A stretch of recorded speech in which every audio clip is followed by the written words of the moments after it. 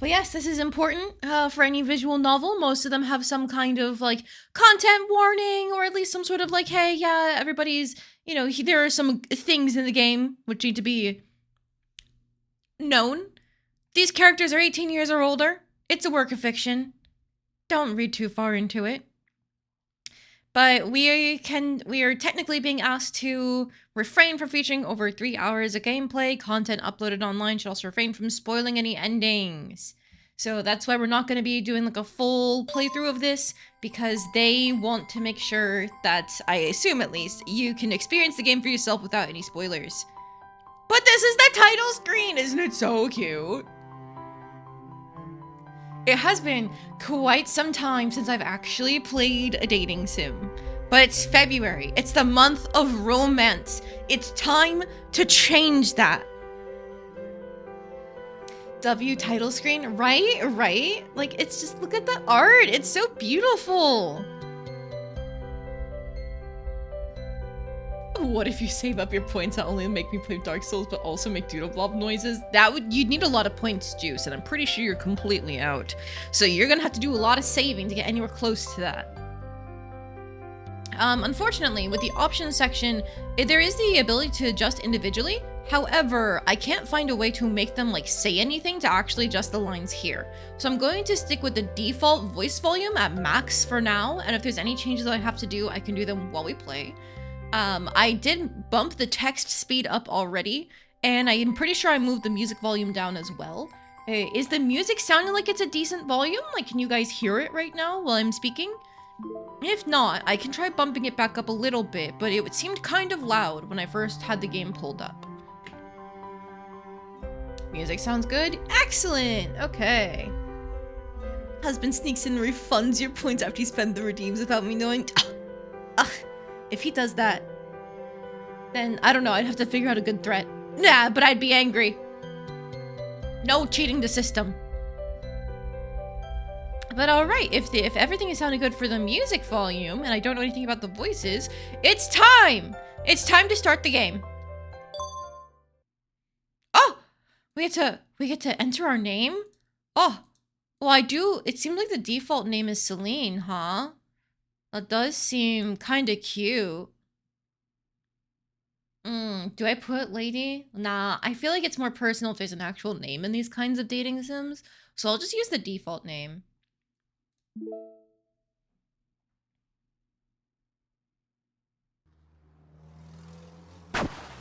Oh, would be pretty gay. Yeah, if they call me lady constantly. Kya! But it's fine. You know, like, this is just gonna be a normal playthrough. I sure hope we didn't just die, though. Oh shit, that text scroll is way too fast.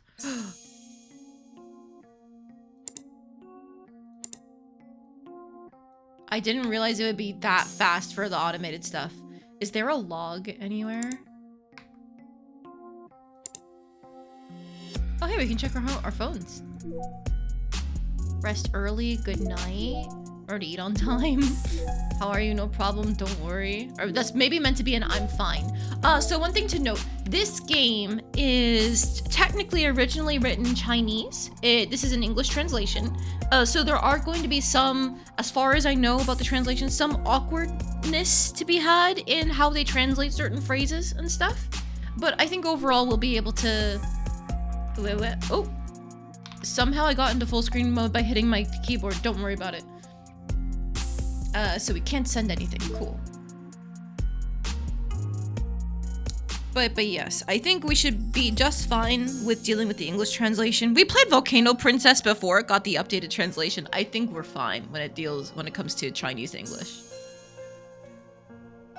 Can I name myself in Dark Souls? What if you're named Lady in Dark Souls? I think that's fine, because nobody actually uses your name in Dark Souls. I think you can name yourself, but I think people just call you the Chosen Undead or something. And then like in Uma Musume, you can name yourself, but people just call you Trainer.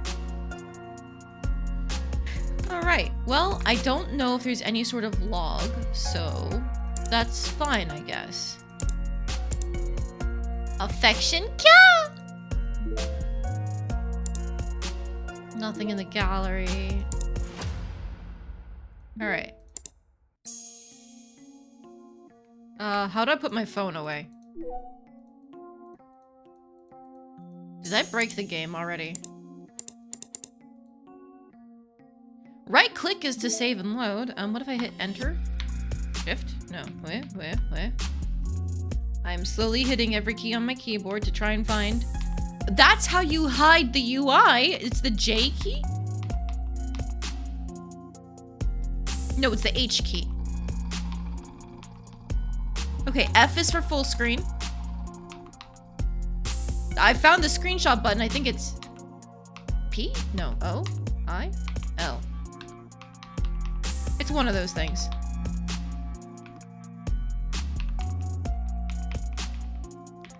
All right, I think I have already broken things.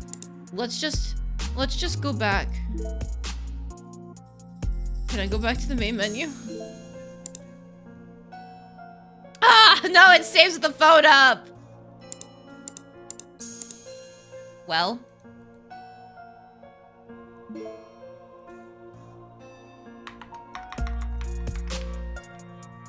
I don't want to skip anything. This is potentially the worst way I could have started this, guys.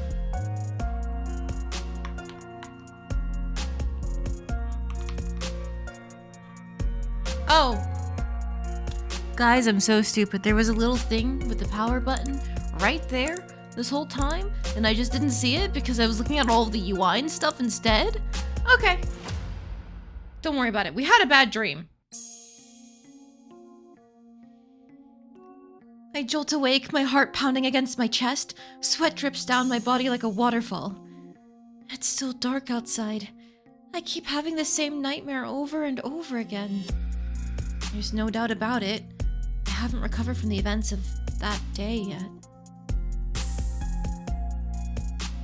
It was my 20th birthday. I was planning on going out and celebrating with my friends. However, I ended up almost dying from a car crash while walking around the shopping district. There's the log right there. Oh, but the cutscene event didn't get included. Oh, no, it did. No, this is the recent stuff. When the car was speeding toward me, my brain was yelling at my body to move out of the way, but my legs wouldn't listen. To my surprise, the crushing pain and feeling of weightlessness never came. Even the wail of the car horn was abruptly cut off.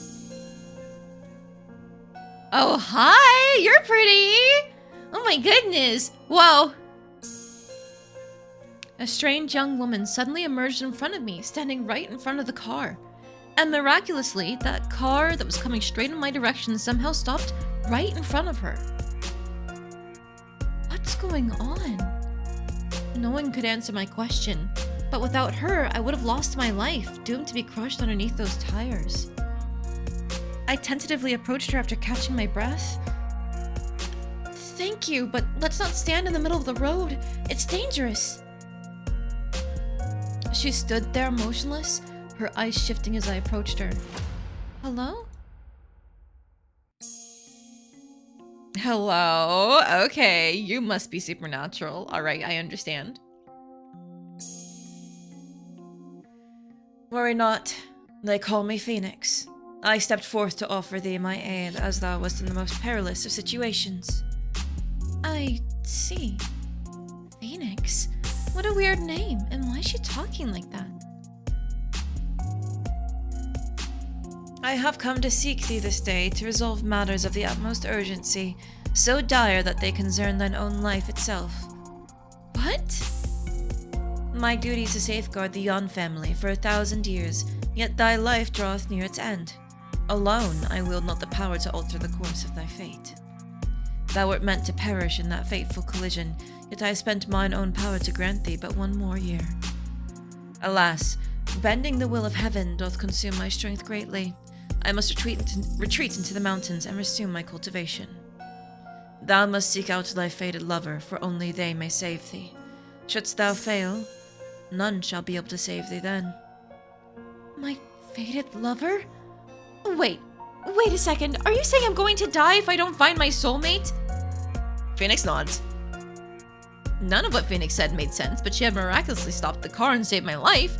Her words defied reality, but so did her actions. How do you know this? My heart was filled with doubt, but there was another subtle feeling I couldn't shake. How do you know all of this?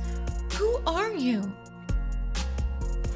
This path had been etched by fate itself. 'Tis not yet that time to know. Since you're my guardian angel, you know who I am, right? Celine, 20 years of age. Her words left me stunned. This woman whom I'd never met before in my life managed to answer correctly. I wanted to say something else, but she suddenly disappeared. Her last words were "tread lightly." I was completely lost in my thoughts. What was going on? When I finally came to my senses, I found myself pulled to the side of the road by my friend Megan. That was so dangerous! What were you doing standing in the middle of the road? You're lucky that car stopped in time. Otherwise, your 20th birthday would have been spent in the hospital. I didn't respond. Megan waved her hand in front of me. Hello? Celine? Everything okay? She's so cute with her little beret and the pins. In that instant, everything turned black and I lost consciousness. Later, I woke up in the hospital. Megan had taken me there. The doctor examined me and said I was lucky I hadn't suffered any serious injuries. My elbows and knees were bruised, but that was it. I had fainted from shock. I asked Megan if there was a young woman who helped me, but she said she didn't see anyone. All she remembered was that I'd fallen to the ground, and fortunately, the driver was able to brake in time, so I only suffered minor injuries. Phoenix, fated lover, guardian angel, I murmured to myself. I'm still lost in my thoughts when suddenly my phone buzzes. Who's texting me so early in the morning? I grab my phone and take a look. It's my mom. She's an early riser. I sigh and start typing up a response. Remember to eat on time. Got it. Mom! Why are you up so early? It's the weekend. Is something wrong? Oh, sweetheart, did I wake you up? No, I was already awake. What's up? I know we said we'd come home next week. Again? You two haven't come back in ages. It's boring. I'm stuck at home all alone. You should be glad you don't have two overbearing parents lecturing you all the time. No way. Have you two finished packing? I'll ship you whatever you're missing. Yes, we have. Don't worry about us, okay? Take care of yourself. Don't hesitate to contact me at any time, alright? Remember to eat. I can't help but worry about you. I know. I'm already an adult, so have a little faith in me. Sweetie. I have to go. We're about to leave. Got it. Drive safely. Thanks, we will. Oh, by the way, a new tenant will be moving into the apartment next door. I think she's about your age. Maybe she's one of your classmates. Okay. I'll talk to you later. Bye and take care of yourself. Don't worry about me, Mom. Bye. I turn off my phone and massage my temples, my head aching from everything that happened. I glance at the clock. It's still too early to get out of bed, so I decide to go back to sleep. Cute. It's almost 9 in the morning when I wake up again. My sleep schedule has been messed up ever since the accident. I went to see a doctor who diagnosed me with insomnia. She said it was caused by the trauma I had recently experienced and prescribed me some sleeping pills. I make a note in my head to invite Megan for a walk. Maybe it'll help alleviate the stress I've been feeling. I'm in the middle of my makeup routine when I notice rustling sounds from the apartment across from mine. Is that the new neighbor Mom mentioned? I can't believe she's moving in already. Suddenly I hear 2 knocks at my door. Who is it? 姐姐，我是隔壁县搬来的，想跟你认识一下。The translator note. Female person the same age or older. Okay. I'm a bit surprised. This new neighbor is more outgoing than I imagined. Hey, sorry about that. I was in my bedroom and didn't hear you. I opened the door after finishing my sentence. Hi! You're so cute! Sunlight streams through the hallway, enveloping her short, curly brown hair in a soft golden glow. Milk tea! She stands there with a cup of bubble tea in her hand, bathed in the warm morning glow. 夏赤梅，你好。 See the cross on your shirt? You got some punk, some goth? Yeah, I think it's more punk aesthetics going on. Nixia? That sounds familiar. My initial awareness of her immediately vanishes. I smile, shaking her outstretched hand. Hello, I'm Celine. 我知道呀，姐姐。 Wait, how do you know that? 你猜？ Her playful tone and energetic look feels familiar, but I can't seem to remember. I rapidly search through my memories in vain. I tentatively decide to respond. Oh, this could change things. Oh no! My first choice! Oh god! Before I make a choice, actually, I'm just gonna check the log real quick. 我叫夏赤梅，你好。我叫夏赤梅，你好。 I have no clue which part of that is meant to be Nyx, unfortunately. 我叫夏赤梅，你好。 I heard Xia. I'm pretty sure Xia is that name there, but I'm just gonna call her Nyx. Okay. Alright, well, time to make my first actual save. Alright, I'm gonna try and trick her. Oh, affection went up. I'm sorry. I was in a car crash a few days ago. Everything's a little jumbled right now. 说货，没事吧？身体要不要紧呀？ Concerned, she glances up and down my body before asking me with a suspicious 姐 tone. 姐身上怎么没有伤口呢？不会是骗我的吧？ I'm not lying, I swear. I give her a confused look, not saying anything. 真没办法呀，姐姐要自己照顾好自己呀。我说就是了。 Oh, the normal art for her is so pretty. Oh my god. Look at the detail. Oh. That's beautiful. Like, I love the rendering on the clothes on the shirt here and like on the vest, like the folds here.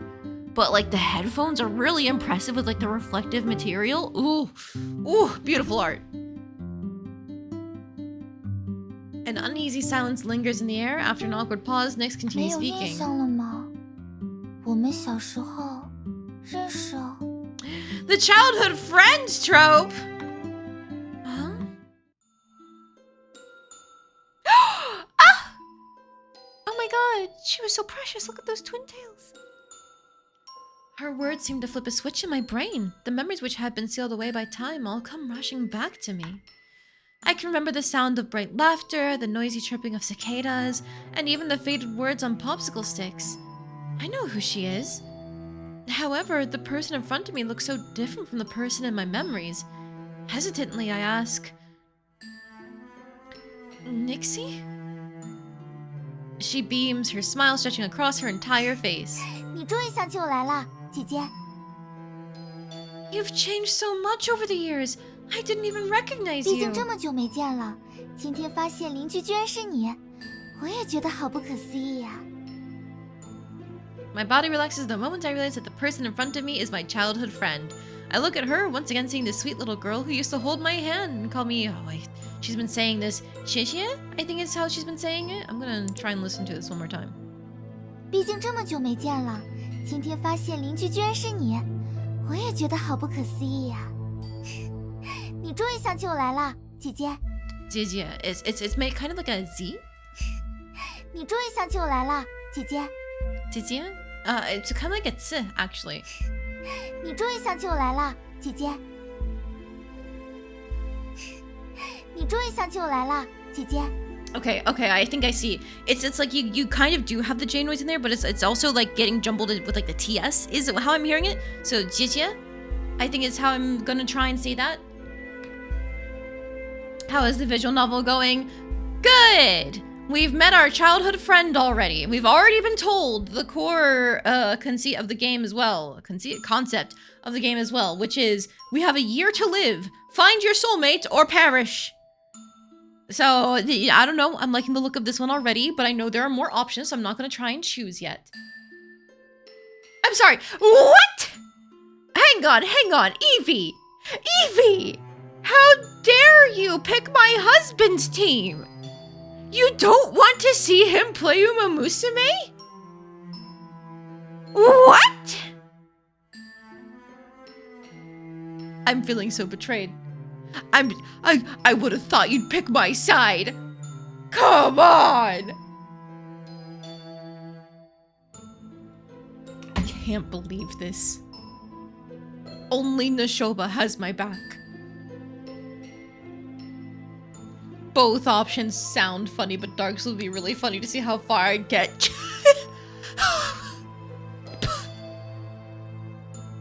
Yeah, right. Okay, I see how it is. I can't trust you! Yeah! All this after my birthday week, no less. Whatever, I've got cute girls here to comfort me. Oh, now you're playing both teams, huh? How long are those points going to last? You better start saving them up.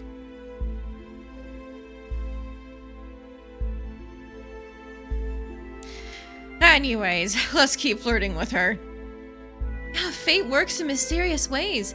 Still calling me Jia, huh? You're not going to cling to me like you did when you were younger, right? Nyx blushes. She clears her throat. 都是以前的事情了，不准再提了。 I failed to hold in my laughter. She hurriedly shoves the bubble tea she's holding into my hand, as if trying to distract me from her beet red face. 姐姐还是喝奶茶吧，不然还不知道要笑我多久呢。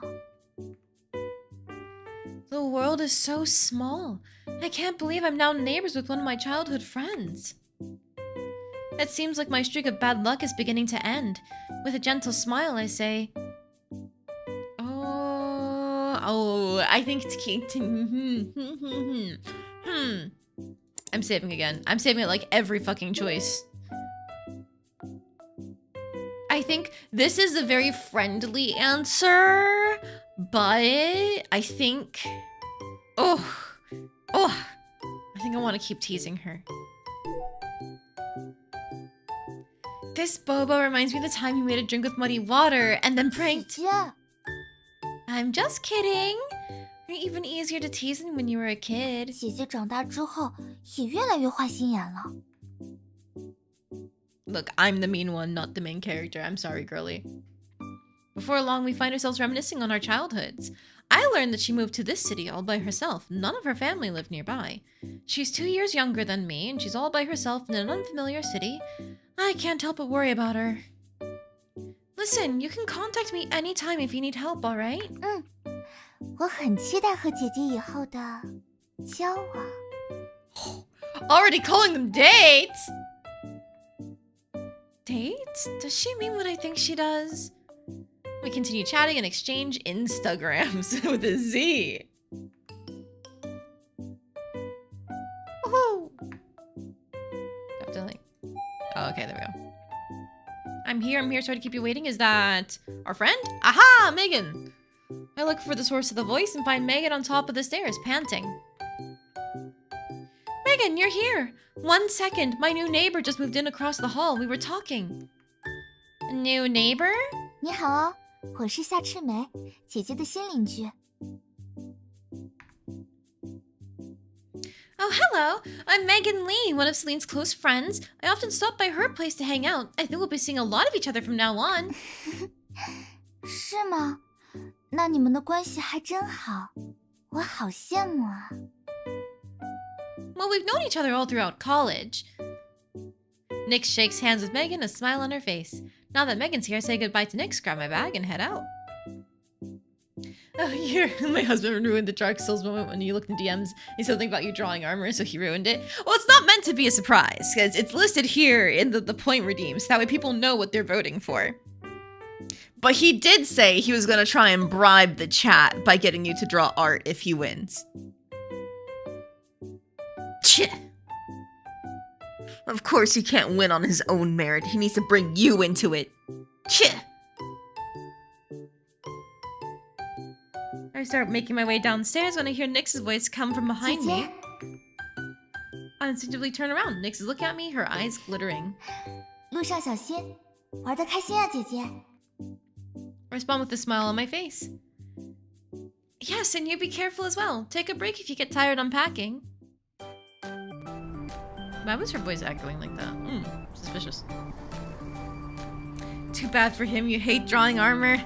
Ha! I win! He can't use art to bribe the chat after all!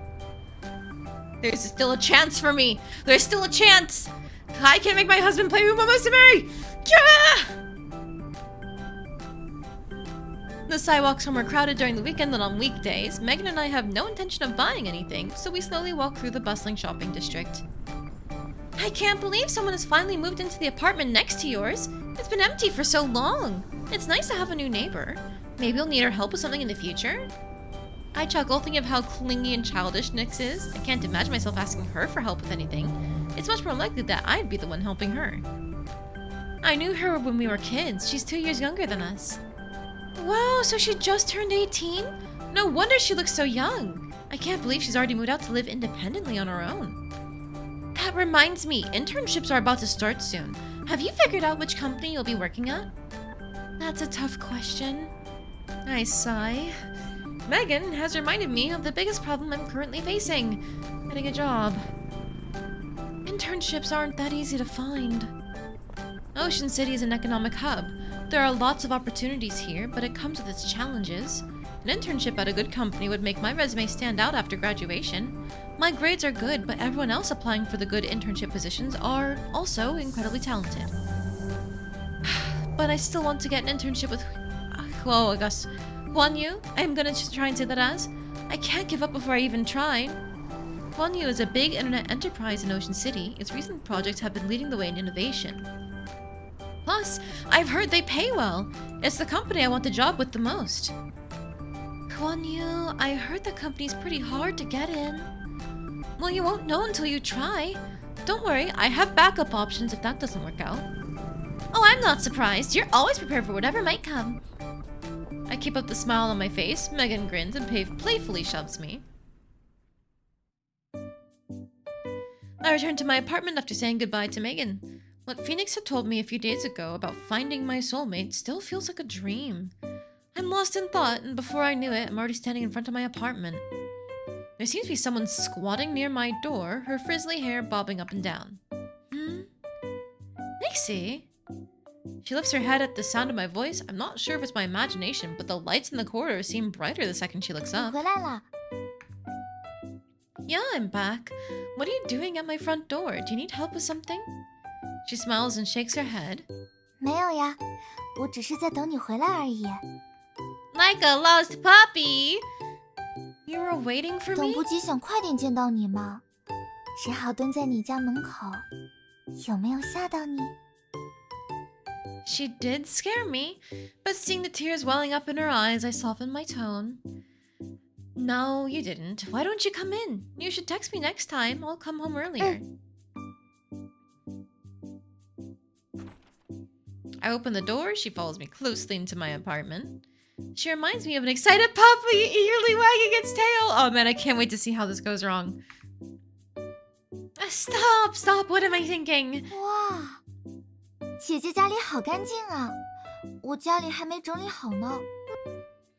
Why don't I lend you a hand once I'm done with my work for the day?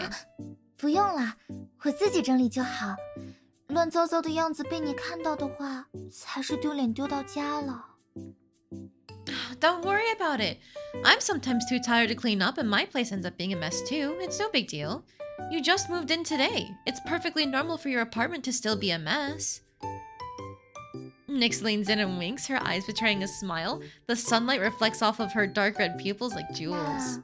我欢迎姐姐来我家做客啦。 You're really laying it on thick, girl, okay? People say that one of life's greatest joys is running into an old friend in an unexpected location. Everything that's happened recently has exhausted me, but bumping into Nixie has brought me a sense of relief. Back then, when we suddenly moved away, I didn't get the chance to exchange contact information with you. I've always regretted that. I thought I'd never see you again. 真的，你明明就已经忘记我了。That's true. Nick suddenly mutters something under her breath. What? Her voice was too quiet for me to hear, so I asked her to repeat herself. But she doesn't. She simply changes the subject. 没什么啦。说起来，姐姐这些年有没有遇到什么事情呀？ Oh no, I've been living a fairly normal life. I'll tell you all about it some other 我很 day. 期待哟，姐姐。 And what about you, Nixie? How have you been? She pauses, not responding. Oh. Maybe I've asked her a question she doesn't want to answer. I feel a bit regretful. It's fine if you don't want to talk about it. I didn't get the chance to properly say goodbye to you when my family moved away. I'm just really happy to see you again. 姐姐， She murmurs, her voice so soft that I barely caught what she said. I'm about to speak when she suddenly wraps her arms around my neck. Affectionately, she says, 说来话长了，之后有机会再告诉姐姐吧。今天收拾了一天家里，累坏我了。 Take a break. Let me pour you a glass of milk. Maybe you should just go to bed soon. As I finish my sentence, I feel a passionate gaze on me. I look up to see Nick staring at me, her eyes full of anticipation. What happened? 我有一个请求，姐姐， What? 我今晚可不可以睡在你这里呀？ Oh my god! These girls move fast! Okay! Huh? Why? 就是我刚搬过来嘛，床单洗了还没有晒干，回家也只能打地铺。能遇到姐姐真是太好了。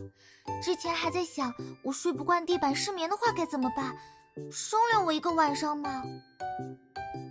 Nixie, you finally revealed your true intentions. Nix backtracks when she notices I haven't 我就 responded. 随口一说，如果不方便的话，就当没有听过，千万不要觉得我是什么奇怪的人。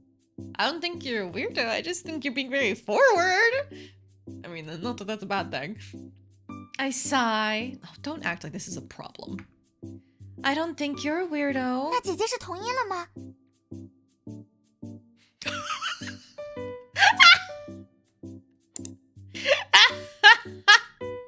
I have to see her reaction to this.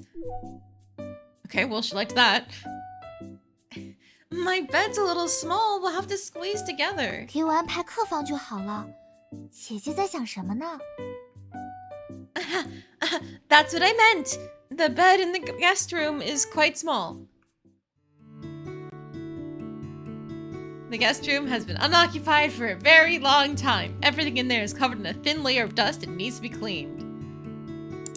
How are we doing? A 9% affection already, baby! And we're still in the first hour of the game. Nixie isn't familiar with my apartment, so she trails behind me, trying her best to help. After we finish tidying up the guest room, Nixie tells me she needs to go home to grab some of her belongings. I collapse on the sofa and let out a huge sigh. I never imagined I'd be here reuniting with a friend I haven't seen in years. My childhood memories are like popsicles in the summer. They had melted away and evaporated into clouds of vapor, but now, with Nix's reappearance in my life, those memories seem to have come back. I get lost in my memories of the past. Ding dong, the doorbell rings, interrupting my train of thought. Oh! Ow! Look at those pajamas! They're so cute! I love the little heart hair clip. Oh my god. I shuffle to the door, my slipper sliding across the floor. And when I open it, I see Nick standing outside now in her pajamas. She looks even more like a kid with this outfit on. I just finished cleaning up. You can go to 辛 sleep. 苦了，姐姐。明天我请你吃饭吧。 I probably can't tomorrow. I have classes. 啊，姐姐还要上课。 You don't have to. What about you? Don't you have classes you need to attend as well? 我先不说这个了，姐姐这么晚还不睡吗？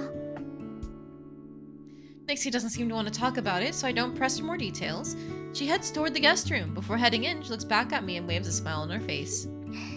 那我就睡觉啦，晚安。 Good night, sweet dreams. 姐姐也是，能够再见到你，真的太好了。 Me too. Don't stay up too late.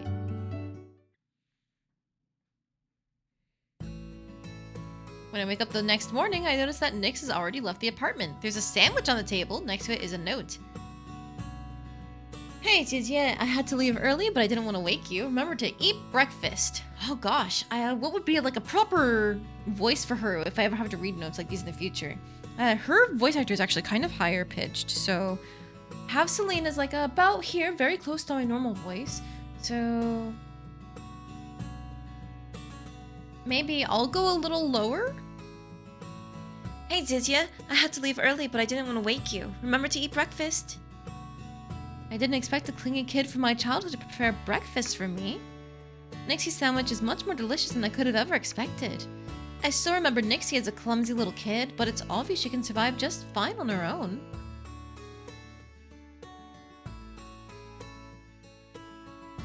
The classroom is empty. Everyone's busy finding internships, so they've asked for excused absences. I suddenly hear the sound of turning pages next to me. I turn around and see a familiar face. Hi! You're pretty! Oh my god! A ponytail look? Okay. Overall, I'm not a huge fan of like the all beige neutral colors. It's not super fun. But I do like the folds on the sleeve here. Very nice. Hey Cassidy, you're here early. She looks up from the book she's reading and glances at me. Ooh, whoa, your voice is pretty. I'm slightly taken aback. I typically have a great relationship with Cassidy. She's a good friend from my class. She even mailed me some delicious pastries when I got injured. Something's off with her today. What happened? What's wrong? Are you upset? 怎么这么说? It's nothing. I just feel like you're more distant than usual. Cassidy doesn't speak, instead she dips her head forward. I follow her gaze and realize that our teacher is staring at us from his podium. He makes eye contact with me and gestures towards the clock. Class has already started. I look down, embarrassed. Cassidy lets out what seems to be a soft chuckle before falling silent again, focusing on her studies.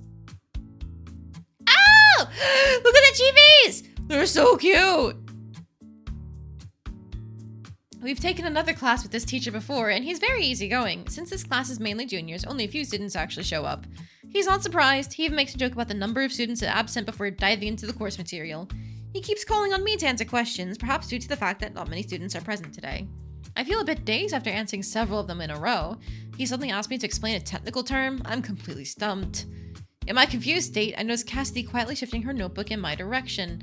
She's written simple and concise notes, and the keywords mentioned jog my memory. I spend a few moments organizing my thoughts before answering his question with a well-spoken response. The teacher smiles and adds a couple points to my participation grade in his grade book, and I let out a sigh of relief. Turn around and glance at my savior, who's sitting there expressionless. She has no intention of turning around. Alright, thank you in my notebook, and shift it so that's facing Cassidy. Thank you. To my surprise, Cassidy is so focused on listening to the lecture that she doesn't even notice. That's weird. When did she become so attentive? I've sat next to her multiple times during class. She'd always stuff another book in our textbook and secretly read that instead. Once she even fell asleep during lecture, and I had to wake her up while our teacher was looking away. In summary, she's never really paid attention before in class. Did something happen? I gently poke Cassidy's arm with a pen. She finally turns around and gives me a look. Somehow managed to understand the expression written across her face. What is it? You're in a bad mood, aren't you? Cassidy shakes her head, her voice low. 没有，你 She pauses mid-sentence. Maybe she's about to say, you're so 认 annoying. 真听课。 Okay. Damn, imagine being so gay that the second a girl isn't nice to you, spend all class trying to get her to be nice and explain what's happening. I'm just saying. After class ends, Cassidy shuts her notebook and leaves without even saying goodbye. I'm still worried, so I quickly pack up my belongings and scramble to catch up to her. Cassidy! Cassidy stops in her tracks and turns around to look 又 at 怎 me. 么了？ Is there something wrong? 这已经是你今天第3次问我了。 Why do you keep repeating yourself? I scratch my nose. Perhaps I'm being annoying, but her behavior today has really concerned me. No, I'm not gonna stop pestering you, but I'm gonna save. You're my friend! You're my friend. You're not acting like yourself today. I'm worried about you. 原来如此， What do you mean, Eleanor? Who? Is this some like a person in disguise type thing? That silhouette doesn't match the ponytail. Okay, all right. She murmurs something under her breath and I move closer confused. What? 没什么，不用担心。 Really? I still have the feeling that something's wrong. She usually doesn't speak much, but she would never be so cold towards me. Cassidy stares back. She's taller than me, so it feels as though she's scrutinizing me from her higher angle. After a while, she finally breaks the 我 silence. 今天故意逗你的。 That doesn't seem like something you'd normally do. Why is her personality completely different today? Want to say something, but I hesitate. She waves her hand, not wanting to waste more time on the subject. 没什么好说的，早点回去准备下一节课吧。 I look at the person in front of me. She feels like a complete stranger. It's not just the sudden personality shift. Her outfit is also different from what she usually wears. It's not her style at all. Cassidy? 怎么了？ Are you really Cassidy? I fix my gaze on her, watching for any changes in her expression. Her eyebrow twitches slightly, but she maintains her calm 为什么 face. 这么问？ You're not the Cassidy I know. We're friends. Why are you suddenly acting like we're 也 strangers? 许我只是心情不好呢。你别这么紧张。 Perhaps I'm just in a bad mood while smiling. Excuse me? Do you see the text I sent you? As long as she pulls out her phone. 看到了， Why would I text you when you're standing right in front of me? She chuckles. She didn't expect me to trick her. Cassidy, no, this girl who looks exactly the same as Cassidy sighs and moves closer to me. So, who are you? 小刘怎么没跟我说过？他还有这么一个朋友。 Damn, okay. I feel like this kind of development of like, yeah, somebody's pretending to be someone close to me would take like half a visual novel normally. I'm very curious as to where we're going to go from here if we're starting with this. Could it be, are you her twin sister? 我叫思觉。小刘竟然跟你提起过我，看来你们的关系真的很好。你叫什么名字？ I'm Eleanor C. Okay. Cassidy rarely mentioned her older twin sister, so I completely forgot she even had one. I feel like Cassidy always seemed reluctant to talk about her sister. I decided to keep my distance from Eleanor and respond politely. I'm Celine. 哦， Now I remember. What do you mean? Eleanor leans in, her face now taking up my entire view. I immediately tense up. She might share the same face as Cassidy, but her aura is completely different. I fall backwards in surprise, but she catches me with one arm. Yeah! With her other hand, she lifts her finger to her lips, gesturing me to hush. 嘘，帮我保密，这位同学。 Okay, but why wasn't Cassidy here today? 哦，他不想上专业课，说上了那么久的课也累了。 Oh, that sounds like something she'd do. Why did you suddenly agree to show up in her place? This isn't the first time she complained about this class. 确实，之前我有自己的事情要做，这段时间清闲下来了。你们专业的课我也很感兴趣，就来学习一下。 You're truly... I'm rendered speechless. I can't believe there's someone who's coming to class in place of another person just to learn. Which college do you go to? 我是滨财的，跟小刘一样，读大三。 I see. Do you want to head to our gen ed class together later? 不了，我只帮他上专业课，剩下的通识课就算了。 I see you're one of those people. No love for the gen eds. What about her attendance in those 他说 classes? 这几个老师查得不严，应该会自己想办法吧。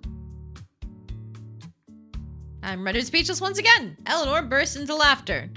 I'm suddenly feeling a bit uncomfortable. Eleanor keeps looking at me with a scrutinizing gaze. I can't tell what she's thinking at all, nor do I understand what's so funny about the situation. She's the polar opposite of the innocent and pure Cassidy I know. If Cassidy is gentle like the water, then Eleanor is like water frozen into ice, sharp and cold. I'm hit with a sudden feeling of familiarity as if I've already known Eleanor. Maybe it's due to the fact that Cassidy and I are close friends. Before I continue mulling over the situation, Eleanor speaks and I'm dragged back into 方 reality. 便交换联系方式吗？ Huh? 如果以后还要来替课的话，可能需要你打掩护。 We're already her collaborator, let's go. That's weird. She looks exactly the same as Cassidy. Why would I need to cover for her? She quickly elaborates, sensing my 我对你们 hesitation. 专业课也不熟悉，需要你帮忙。 Hello, Carrot! Welcome in! How are you doing tonight? Oh, you know what? I forgot to ask earlier. Evie, how are you doing tonight? How has everybody been, really? It's a lovely Friday night, and we're playing Gay Girl Game! Woo! Fine, I'll reach out to you before our next lecture. There we go. We can follow each other on Instagram. Her account is very simple, with a grand total of 0 posts. There's nothing on her page. Yippee! 好了，我要先走了。 She waves goodbye and leaves, just like that. Only then do I notice how meticulously she is dressed for an 8 a.m. class. She's even taken the time to curl her hair. Not one single strand is out of place. Everyone's turning to stare at her as she walks down the hallway. I'm preparing for my next class when I suddenly receive a barrage of messages from Megan.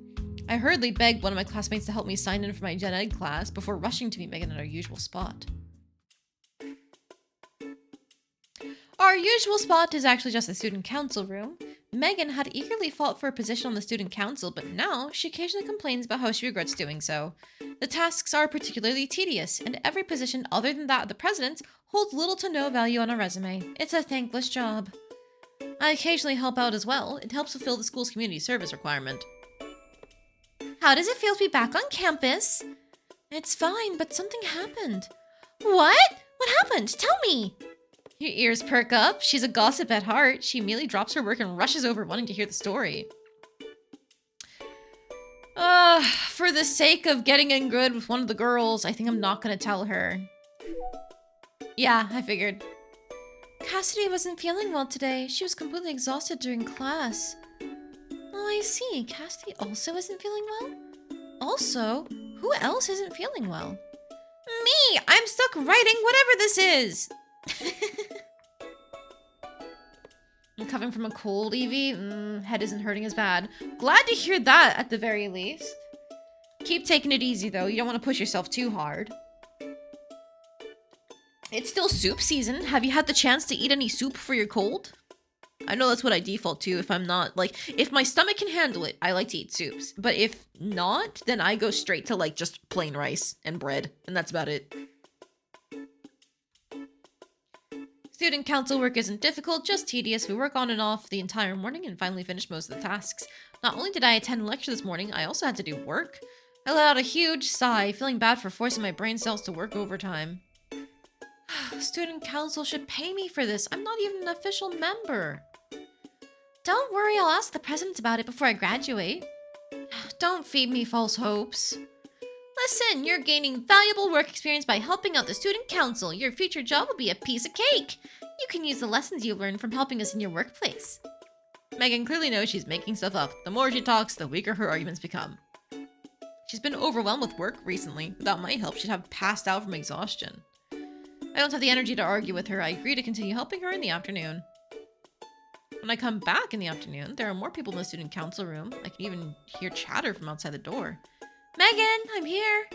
Celine, over here. Our president's here today. Let me introduce you. She motions towards an elegantly dressed girl standing nearby. Her makeup is subtle and natural, and her smile fills me with warmth.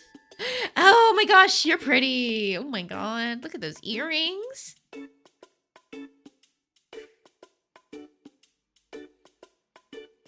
This is the student council president, Iris Wen. You haven't met her before, have you? Oh, nice to meet you, ma'am. I'm Celine. 你好呀，叫我温戚然就可以了。 Yeah, sure. I'll call you Iris. Whoa. Even though she says that, I still feel awkward calling her by name. I'll just call her... Oh, God. We've already figured out Jie. Chujie? Chujie? I'll try and figure it out. Maybe she'll say it. One of them will say it, maybe. You tried eating some soup, but you ended up just eating crackers on the side, which helped your head more to get something solid in your system. Makes sense. Just the annoying cough is left, but that's always the last thing to go, you find. Oh, really? For me, the cough doesn't usually last long. The thing that lasts longest for me is normally like a stuffy or runny nose. I alternate between the two until eventually it's gone. 真的非常感谢。最近有时间的话，可以给我一个请你喝咖啡的机会吗？ We just met her and she's asking us out for coffee? Okay. It's fine, Zutya. I don't mind helping out, plus I get credits for this. 学生会的其他人我已经犒劳过了，希望最好的编外成员 Honorary 也能给我一 member 次 of 感 the 谢的机 student 会。 council. Our best honorary member? I know she's just being polite, but I can't help but blush at the compliment. Gay, homosexual, gay. Alright. Is this my unofficial pay? Is this the pay I receive as an outsider? 工资只是一杯咖啡的话，太对不起你的辛苦了，算是我的私人感谢，好不好？ Oh, I was just kidding. I don't want to trouble you, Zutya. 再拒绝我的话，才是麻烦我哦。 Troubling me if you keep refusing. Damn, this woman doesn't take no for an answer. Okay. Being polite of me to continue refusing, I decide to accept her invitation first, then gift her some pastries later on down the line. Then I accept, Zutya. 没关系，你什么时候有空？ I'm free today. 那我们先处理剩下的工作吧。 Damn, same day date. Okay, the protagonist has game. She smiles once more before returning to her seat. I squeeze in next to Megan and help her organize some files. She winks at me with a grin on her face and whispers so that only I can hear. What do you think? Isn't our president beautiful? Yeah.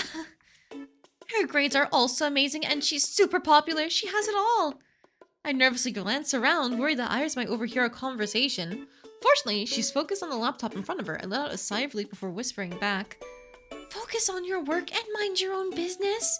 In the corner of my eye, I notice Iris leaving her seat. She walks over to another student council member and starts talking, a gentle and caring smile on her face. I can't hear the conversation clearly, but judging from Iris's expression, it must have gone well.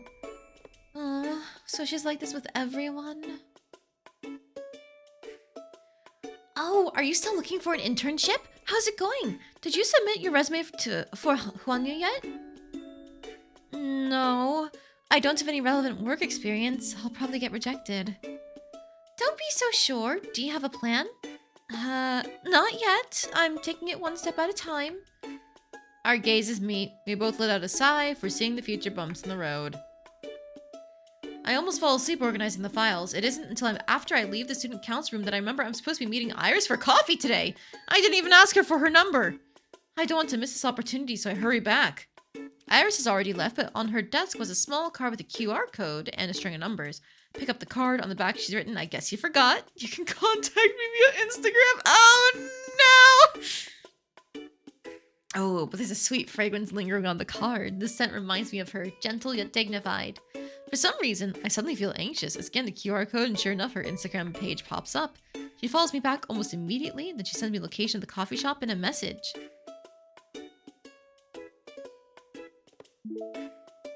Oh gosh, she's definitely like the more mature upperclassman type, for sure.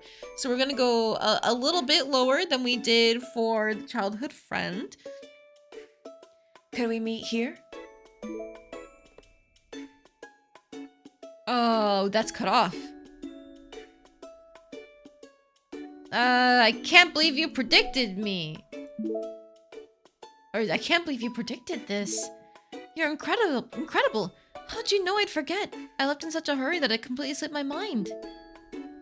I was worried that someone else might mistakenly take the card I left for you. I guess you could call this a telepathic connection. Anyways, thanks, Yuja. Let's meet at 5:30. Is that all right with you? Yep, thanks. See you there. I arrive at the cafe early. The warm light shines in through the windows, scattering like golden leaves on the caramel-colored floor. I was probably got here a while ago. She's sitting at a table towards the back. 我不太清楚你的口味，所以 No, you could order anything from me. It's fine. I glance at the empty table in front of me and shake my head to let her know it's fine. You didn't order anything for yourself either? 我在等你呀。 I was waiting for you. Oh. I look at her properly for the first time since entering the cafe. The rays of the setting sun strike her smiling face at an angle, casting soft shadows that trace the contours of her face. For a moment, she takes my breath away. Thank you. I'll have whatever you're having. Iris waves to a server who promptly takes her 2 order. 杯生椰拿铁，谢谢。 Coconut milk lattes, interesting. You like sweet 他们 drinks? 家的热销产品，我觉得你可能会喜欢，我也跟着试一下好了。 She guessed right. I'm much more interested in the innovative new drinks from recent years than in traditional coffee drinks. Oh! Look at that. That's beautiful. We casually discuss school and our plans after graduation as we sip on our coffees. I feel relaxed and at ease talking to her. I don't have to scramble for topics to keep the conversation going, nor does it ever get awkward. Right now, we're simply sitting across from each other, our conversation momentarily paused.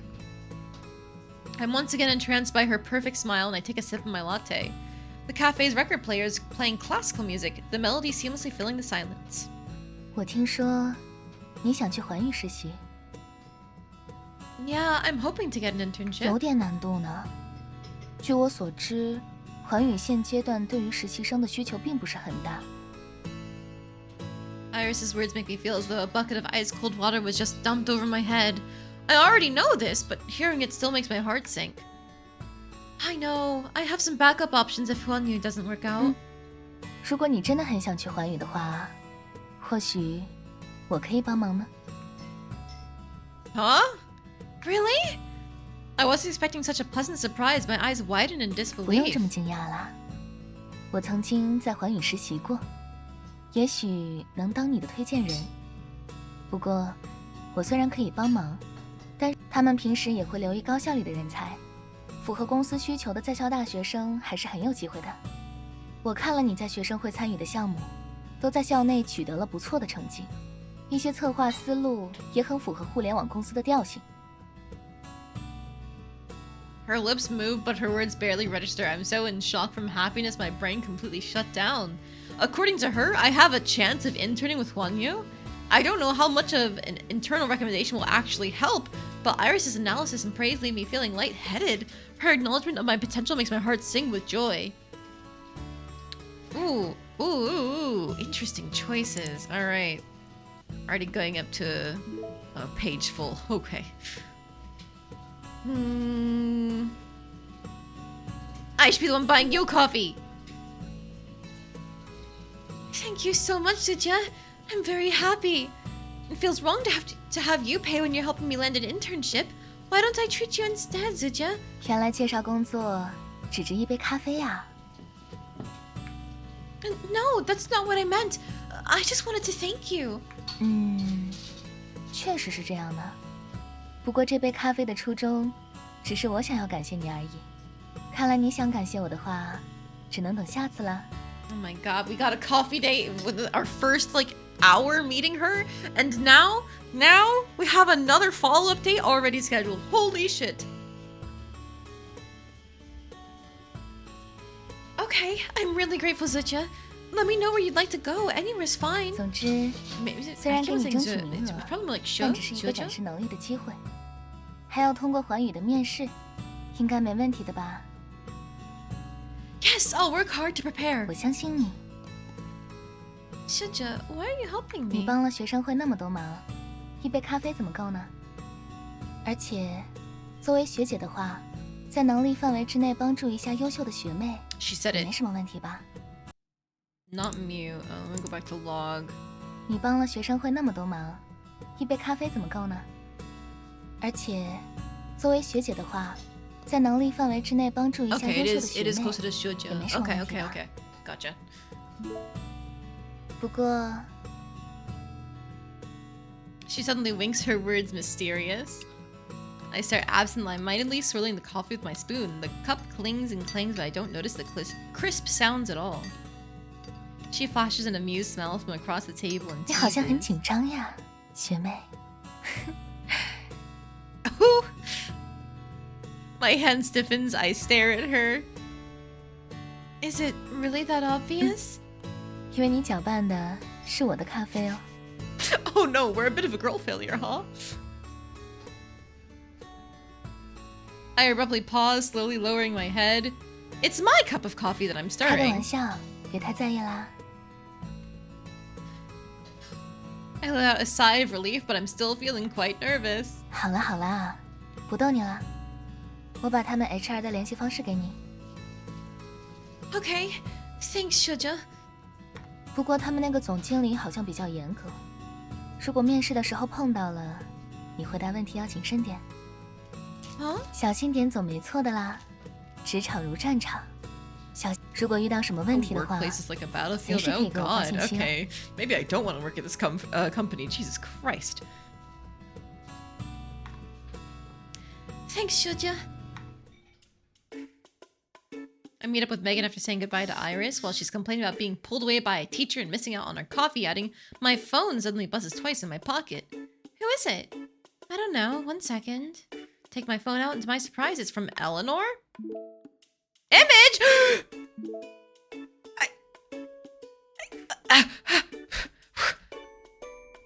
Why can't I see it?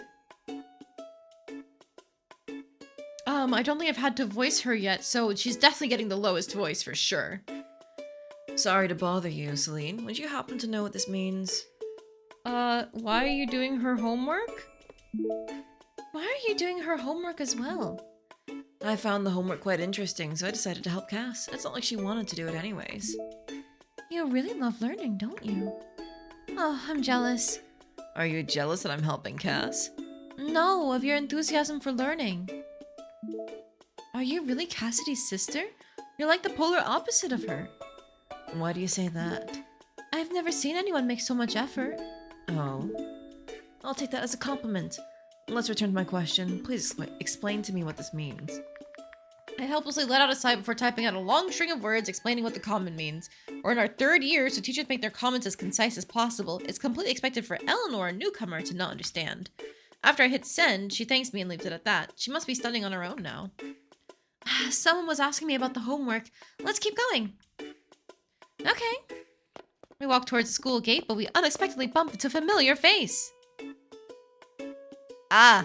Oh, that's actual Cassidy. I see. Yeah, they have totally different vibes, huh? Celine? Cassidy? The girl hunched over and gasping for breath in front of me is Cassidy, the slacker who ditched class because she didn't want to attend an 8 a.m. lecture. Why? Oh, thank goodness. I heard you recognize my sister. She didn't cause you any trouble, did she? Quite the opposite. She even helped me answer one of our teacher's questions.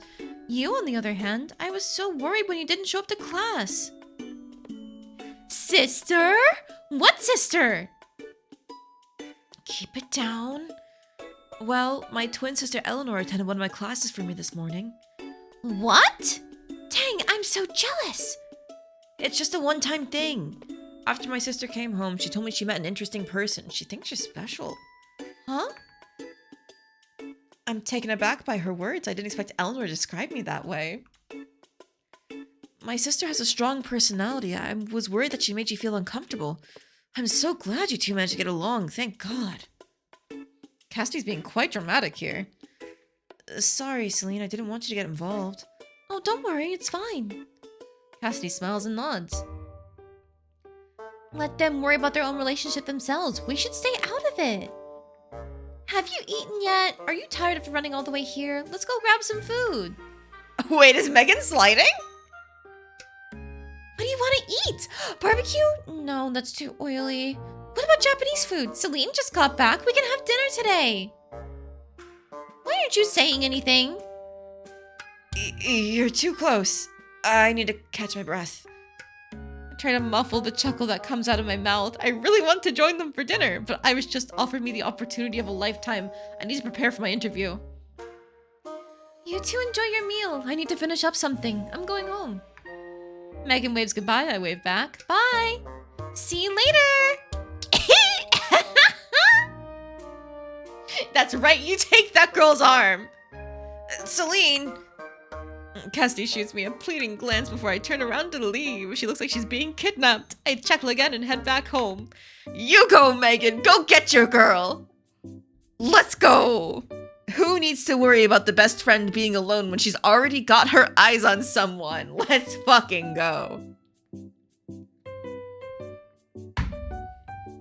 A week passes by, and Phoenix seems more like a fleeting dream. I often wonder if what happened that day was simply part of my imagination. Perhaps it's as Megan said, the car braked in time, but I hallucinated due to shock. The matter of finding my soulmate is put on the back burner. I managed to get an internal recommendation, so the majority of my time has been spent on prepping for the interview. I've been busy every day. My interview is at 10 this morning. I want to make a good impression on HR, wake up early and pick out an outfit. I didn't expect Megan to send me a sudden string of messages. It's so early, what could it be? Celine! Yes? Are you there? It's urgent, respond ASAP! Megan is an energetic and easily excitable person. She often blows up my phone with dozens of messages at a time. I'm already used to her impatient nature. However, she rarely texts me this early in the morning. Perhaps there's something urgent she needs my help with? Alright, what's up? I just woke up. What's up? Great! I asked a bunch of friends and none of them are up yet. I'm coming to your place right now. Just you wait. Okay. I can't help but chuckle. The way she's talking sounds like a threat. Doesn't take long before the doorbell rings. Megan is carrying 2 big bags in her hands and a cardboard box in her arms. She seems like she's about to fall over. I quickly reach out to help steady the box in her arms. What's that? As soon as I finish speaking, a faint meow. Can I have a pet cat? Comes from the box. A kitten? As soon as I stepped out this morning, I saw this kitten. Poor thing, there wasn't a mother cat in sight. Is it a stray?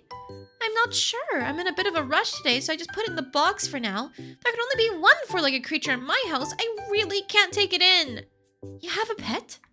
No, my mom always says I'm a silly goose who crawls on all fours. I let out a laugh. Stop laughing! Can you take care of it?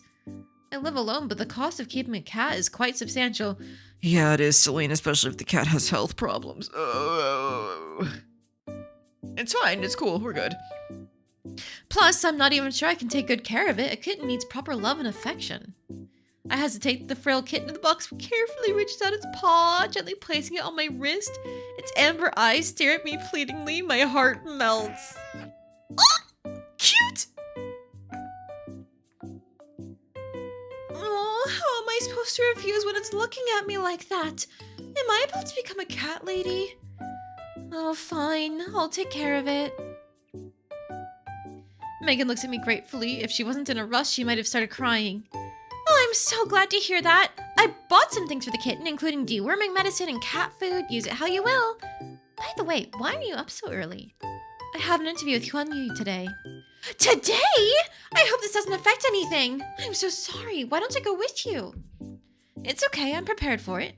Plus, don't you have class today? Hurry up and go to school. I really don't want to. Good luck with your interview. I'm off. She reluctantly waves goodbye. I don't know if it's because she cares about me or if it's because she doesn't want to go to class. Ah! Baby! Your eyes are a little too staring off into the void, but otherwise, baby! As someone who's currently jobless, raising a kitten will definitely be a burden on my monthly expenses. However, those adorable eyes have convinced me. I'm going to land that internship at Huanyu and earn enough money to buy cat food. Is this the cat lady inside of me finally awakening? Yes. Yes, it is, and it's glorious. The kitten makes a purring sound, clawing at my clothes with its tiny paws.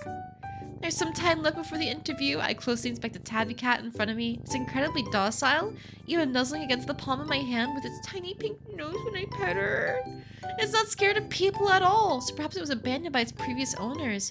I shudder at the thought, my affection for the cat growing 10 times stronger. Let's fucking go. She's great. This protagonist is wonderful. The way she's immediately taken in. Oh, that's great. I organize the stuff that Megan bought, placing what the cat needs for its daily life in the corner of my living room. I kneel, wanting to feed it before heading out for my interview. I open my mouth to call it over before realizing that I don't know its name. Do you have a name? I laugh the second those words leave my mouth. I can't believe I'm waiting for a kitten to answer my question. Looks like prepping for the interview has driven me mad. The cat stares back at me with its round, curious eyes, trying to figure out what this strange, two-legged creature standing in front of it just said. What about Belle? What, you don't like it? kitten silently stares at me. I see tears in the corner of its eyes. Why are you crying? I hold its front paws and gently rub its furry head. Kitten returns the favor by nuzzling my palm, letting out a low purr. My heart clenches. Okay, nod your head if you like the name. I'll think of another one if you don't like it, okay? The cat dazedly nods before returning to affectionately nuzzling my hand. Alright. So you're okay with the new name? I'll call you Belle from now on, alright? The kitten rubs against my palm with even more force, leaving furs all over my body as if it was marking its territory. About to continue playing with the cat when suddenly my phone beeps. Oh, thank you for saving us, Iris.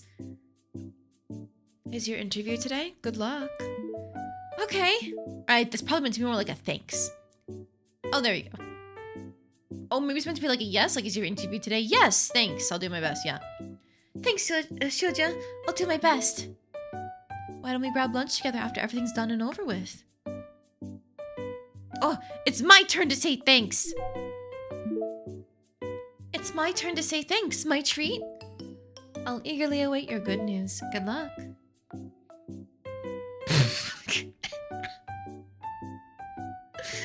Oh no, the cat is magic. Okay, alright, we can deal with this. She's hitting on you. I've only met her once. I can tell she's into you, meow. Don't spout. Huh? The sudden sound startles me. I look around everywhere trying to find the source of the voice, but there's no one around me. There's only Belle, who's currently licking its fur. Am I hearing things? Nope. Meow.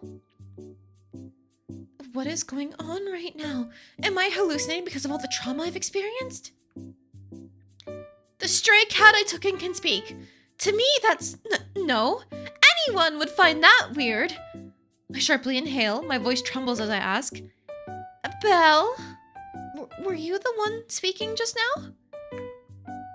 Oh, so now you're quiet. Belle, can you talk? I'm giving you back to Megan if you don't speak up. She leaps out of my arms and starts accusing me. Are you abandoning me again? What do you mean again? Is it blaming me for being abandoned by its previous owner?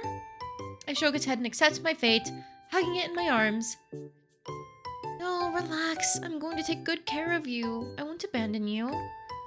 Now that I think about it, I feel like I'm the one who's been abandoned by fate. I let out a sigh. The fact that Belle can talk makes my heart sink. My mind immediately wanders to the car accident again. The sunlight seeps through the curtains, swirling together with the horrifying white light from that day. My thoughts are a shaky mess. It's proof that the supernatural exists. Phoenix wasn't someone I hallucinated. Then does that mean what she said about having to find a soulmate is true? Am I going to die if I don't find my soulmate? Celine, it's 9:30. Oh, time slips by while I'm trying to sort out my thoughts. Before I know it, it's almost time for my interview. Since you can talk, then you... a cat staying home alone should be fine, right? Don't climb out the window, don't go outside, and don't open the door for strangers. I'm heading to my interview. Be careful on the way there, Celine.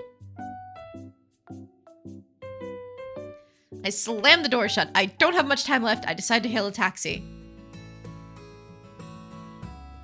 I arrive at Huanyu with only 10 minutes to spare. As I walk through the building, I analyze the work environment, trying to learn more about the company.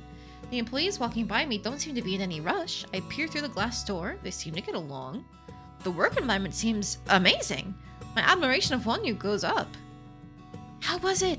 I was so nervous. One of my interviewers had a cold expression on her face the entire time. She didn't show any emotion when I introduced myself. Oh no, I didn't prepare to answer any questions. Am I done for? I ignore the incessant chatter around me and sit down on one of the benches outside the office, silently repeating the words I prepared for the interview in my head. Next is Miss Celine. I'm here.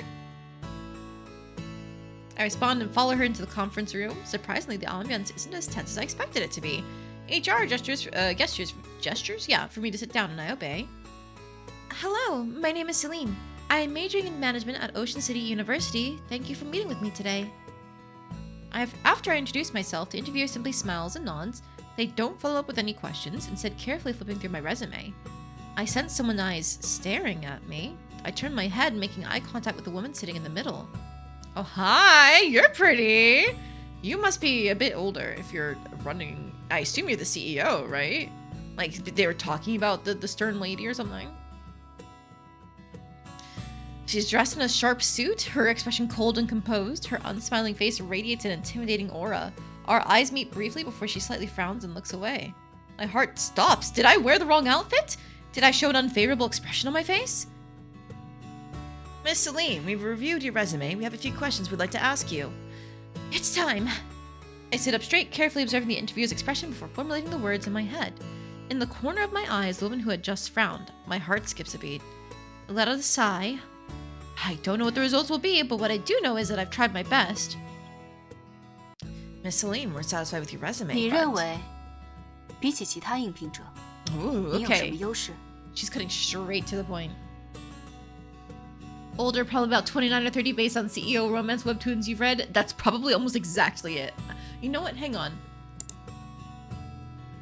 Damn, there's not like a bio for any of the girls that we have here. It's just their affection meters. Damn. Okay. All right. So what the hell do you mean hidden? That's ominous.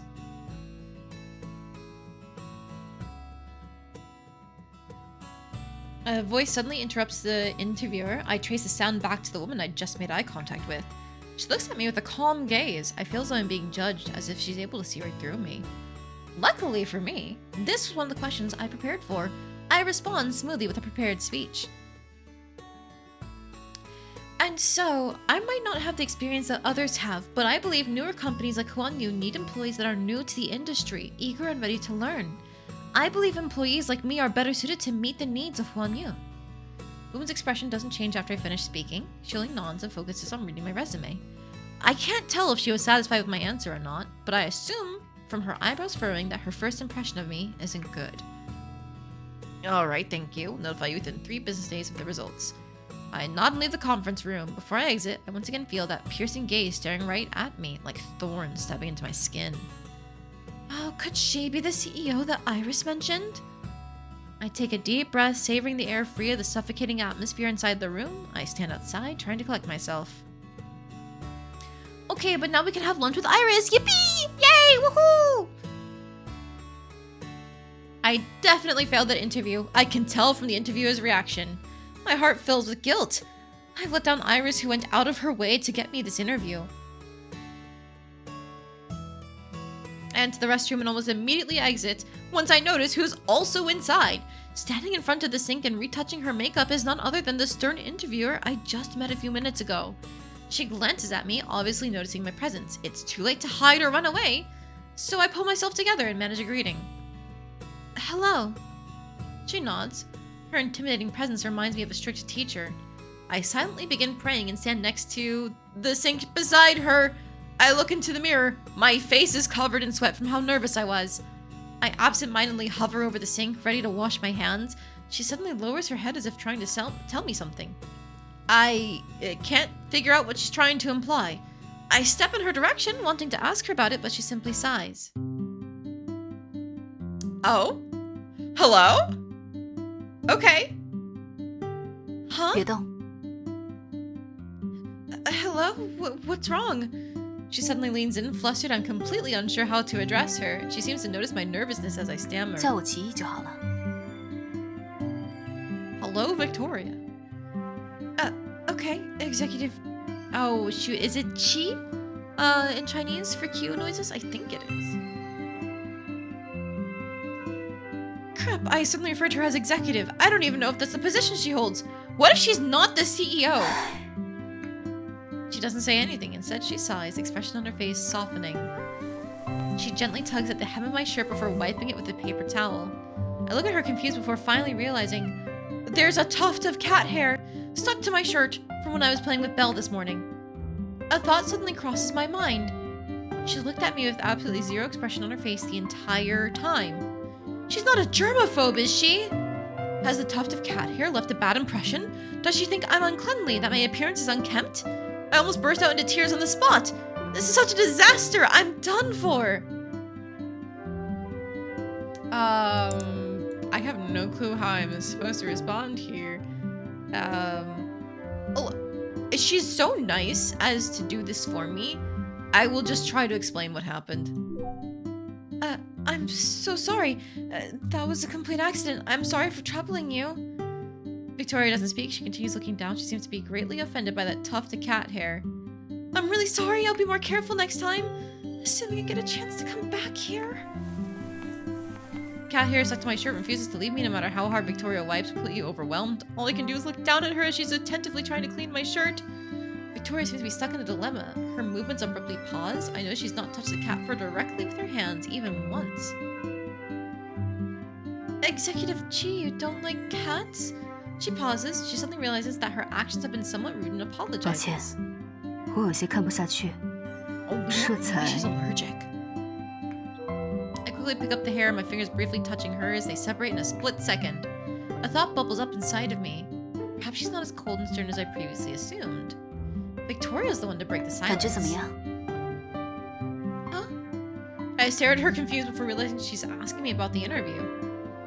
I think everyone who came to the interview was incredible.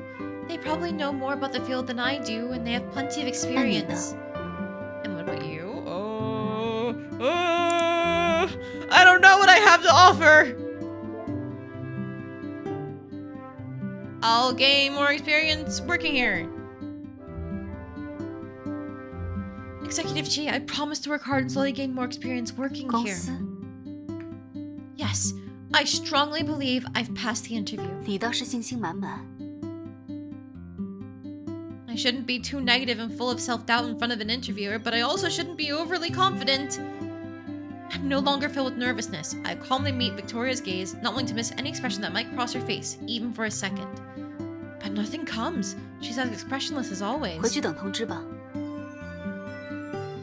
Okay, I'm heading out. Goodbye, Executive Chi. 再 There we go. So I guess the right answer was remove the hair for her, so that way she didn't have to struggle with it.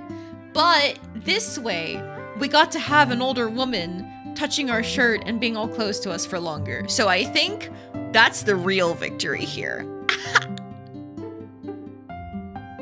I feel much more relaxed coming out of the restroom than when the interview had ended. Perhaps the nervousness in my heart had dissipated after seeing Victoria's nice side. I check the time. I still have a few minutes until lunch. I plan on cooking a simple meal before relaxing for the rest of the day. Wait, no, we're supposed to meet Iris. Wait. Oh, maybe she meant after everything's done as in like when we get the results. Okay. Nothing is better than getting to be near an older woman. You're so right, Jack. You're so right. Also, how are you doing tonight, Jack? Welcome in.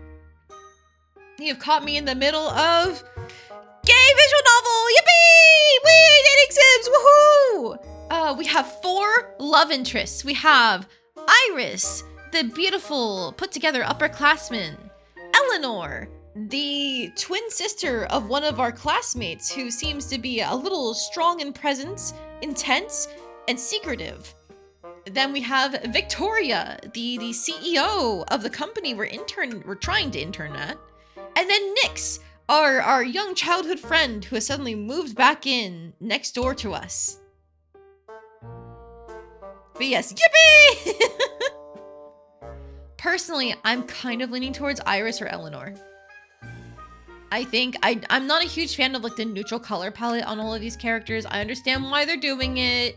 It's easier to make things look like sleek and modern and cool for that, but I don't know. Eleanor, the personality is what's selling me. I like the idea of starting in the middle of essentially like, again, with Eleanor, I feel like most visual novels would have it start where you have no clue that there's a second character and have it be like a mid-story twist that you've actually been interacting with someone else.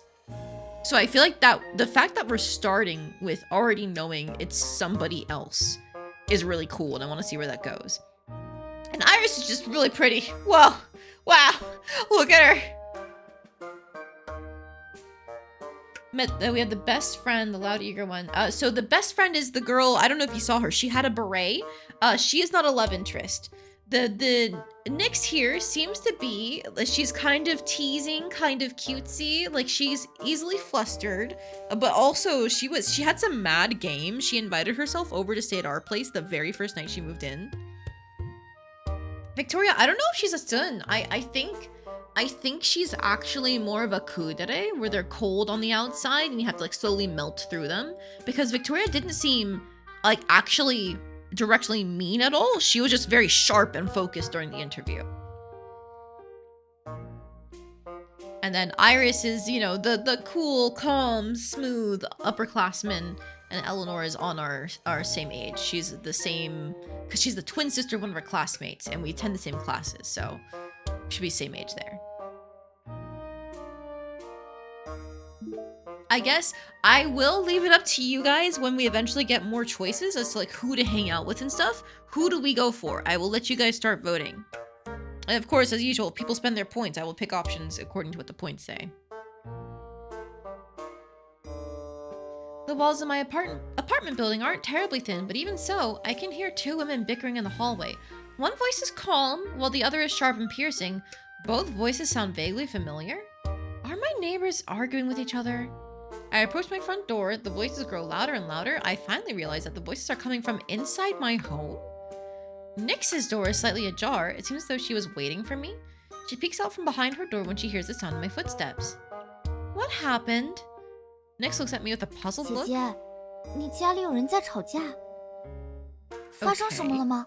危不危险？你要不要先来我家避一避？ I have no idea. Let me go take a look. 要我陪你一起吗？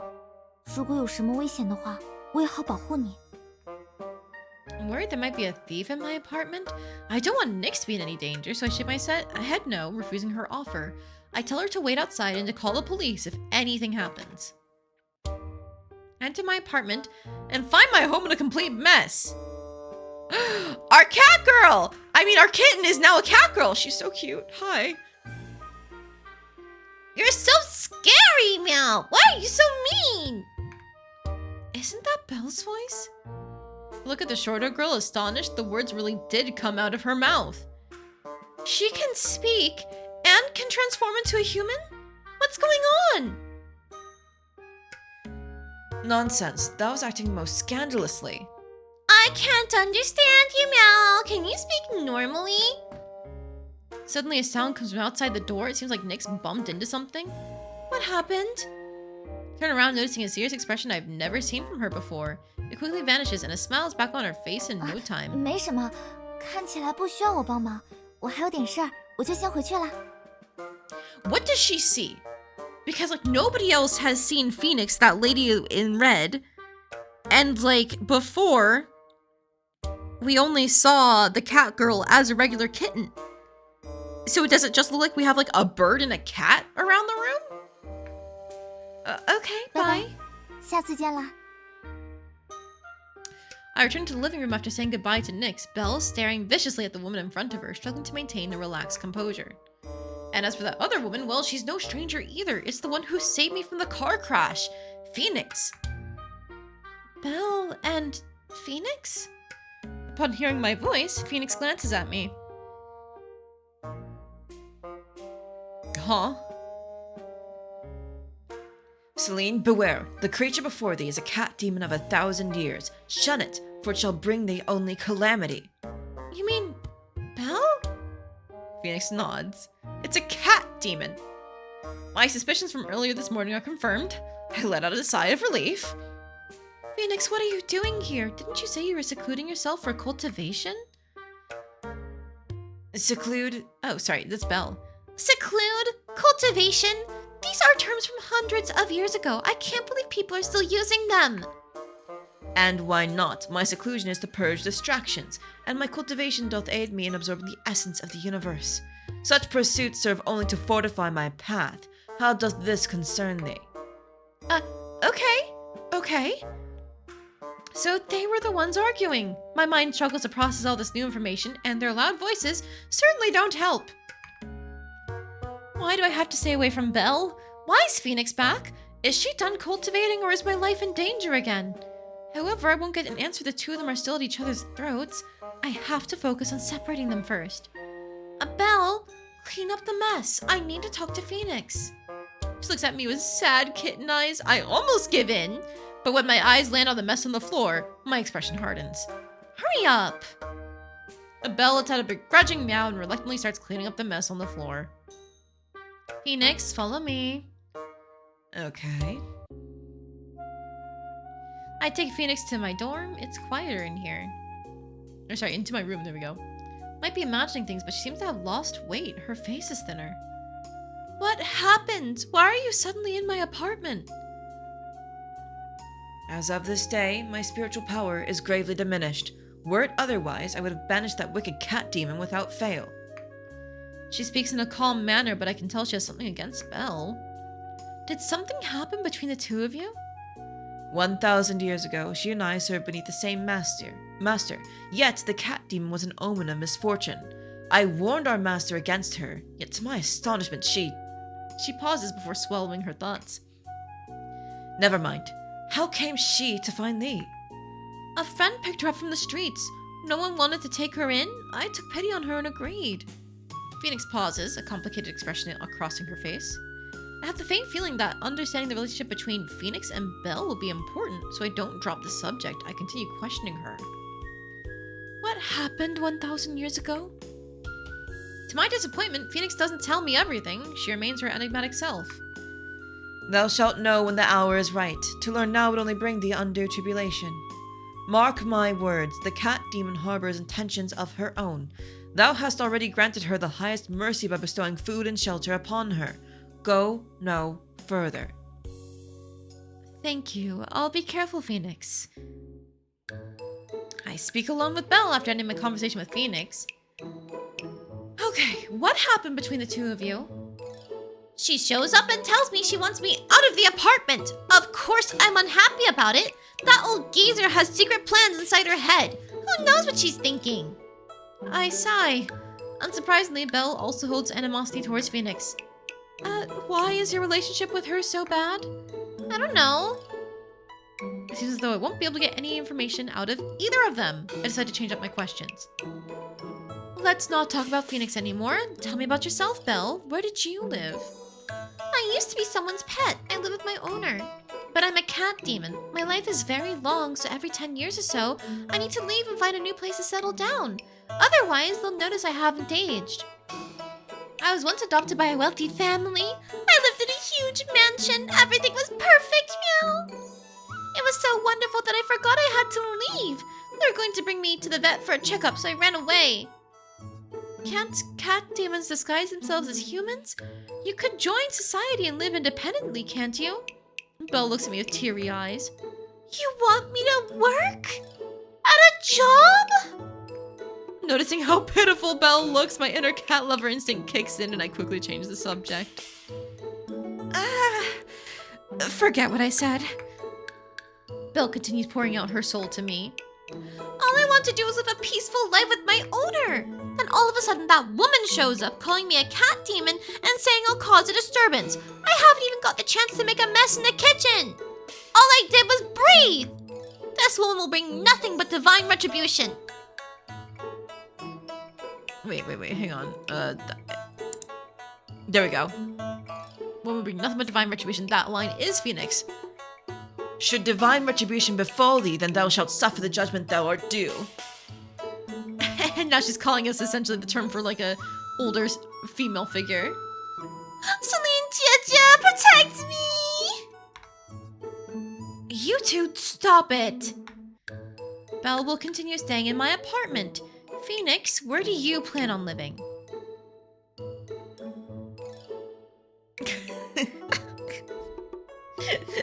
Oh man, why can't I date one of these guys? I know they're meant to be like pets or spirit guides or something, but they're so pretty.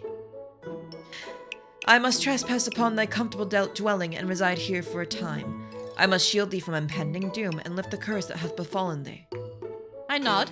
Having Phoenix here is strangely reassuring. She exudes a powerful aura, one that makes people inclined to listen to her. Are they real people? They're supernatural people, so I'm pretty sure other people can't see them or interact with them. But that doesn't matter when we can already. mean, just look at this one. Look at this one. She's so pretty. Come on. Like, the twin-tailed cat girl thing, admittedly, is not my thing. Like, she's cute, but just not my type. But woo! Perhaps this is the purpose of a guardian angel, to allow lost souls to feel at ease. Talking with her has helped me calm down. I no longer feel as frantic. Now that I think about it, I haven't properly thanked her for saving me. I open my mouth when Belle interrupts, shouting, I disagree.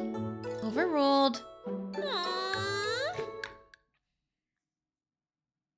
Think a conversation with either would have me pulling my hair out? What? Somebody talks in a little bit fake Old English and you can't handle that, Jack? Come on. Come on. Grow a spine. Celine, why do you always stay indoors? You need to go outside. Otherwise, you'll never find your perfect girl. Your neighbor Nixie is a perfect candidate. How about you get to know her some more? How many bobas did she bribe you with? She didn't bribe me. I just care about you. Oh yeah, Phoenix said you can only have one soulmate. Make sure to concentrate on one person. At the end of the day, you can only pick one person, even if you have feelings for multiple. I silently acknowledge Belle's words. I don't want a love that's like fast food. I want someone who understands me, someone I can trust. I want someone who sees me as special, irreplaceable, unique, and I'll treat her the same way. I got it. Thanks, Belle. You're welcome. I hope you bring a girlfriend home soon. Soulmate, complete the first chapter. It's September. Messages. We don't have anything new here.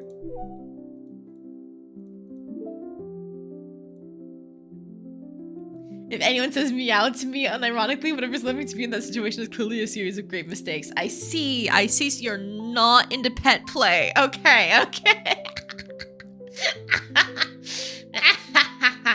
I've just realized I've been quite big in like getting over most of the UI, so I'm gonna straighten myself a little bit. All right, well, it seems like now is the time where we have some freedom. Just gonna, we've got all this fine. I think all the voice volumes have been good. What is home? Ah, no.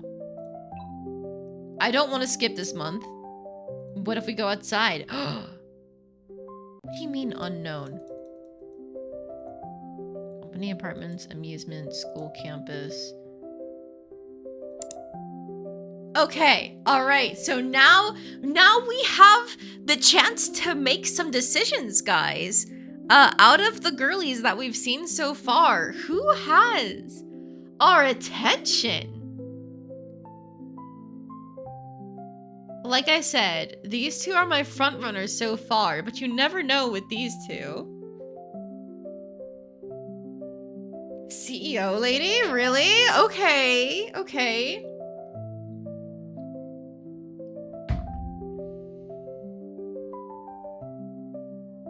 Oh, I'll wait to see what anybody else in chat has to say. I hope it's not a bad thing because, like, out of everybody where we had those initial choices for their affections, I fucked up the one that gives less affection for Victoria. I think 6% is probably still workable, right? You're a sucker for childhood friends, Evie. Okay, so we got 2 for CEO so far, 1 for childhood friend. My 2 favorites are getting ignored. Screw me, I guess. Oh, you know what, Jack? You'll probably be amused to know that I've got a point challenge going on right now. My husband and I are trying to decide the next round of game that we're gonna play to farm my husband for content, but we can't decide over which game is a better pick. I'm saying we should play Uma Musume, the gacha game, with horse girls and idols, because it'll make my husband suffer every single second he plays that game. But he's saying I should play Dark Souls because it'll make me suffer every second I'm playing that game. So in order to make a decision, I've set up 2 point challenges. Whichever one gets completed first is the one that determines which game we play. If you fund my team, we get to laugh at my husband. If you fund his team, then you're a traitor. A filthy traitor. So clearly, you know what the correct answer is. Especially because my husband was trying to bribe the people in chat with exclusive art, and the artist he was going to ask already said no because she doesn't like drawing armor. Ha! Ha! Ha!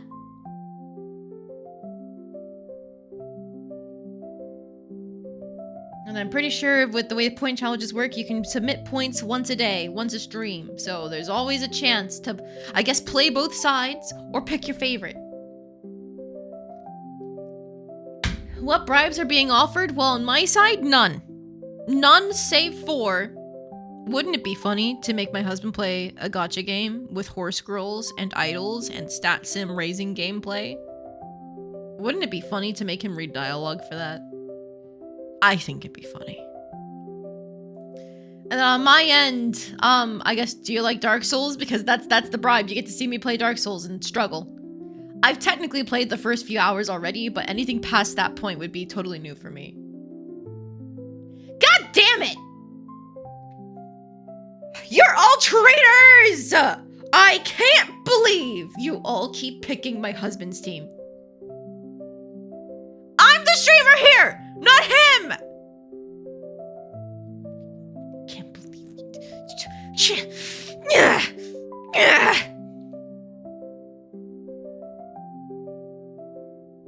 Increase the point max. No, I can't. Twitch doesn't let me. It's only 2K for every stream. So it's a concerted community effort. It can't be funded by just one person.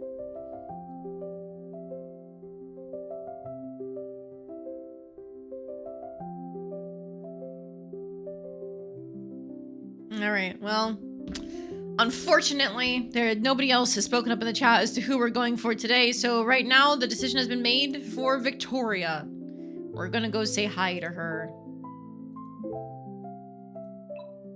I really hope I don't fuck this up.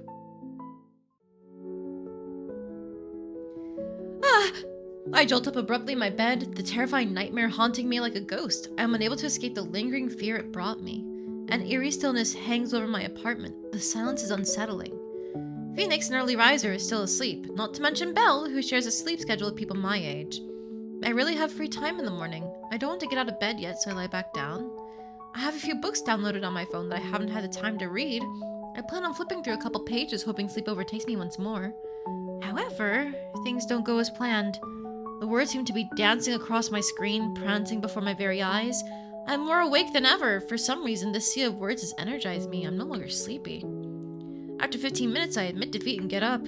I can't fall asleep. What should I do so early in the morning? Now that I think about it, Phoenix always goes for a stroll. I'll take a page out of her book and get some exercise.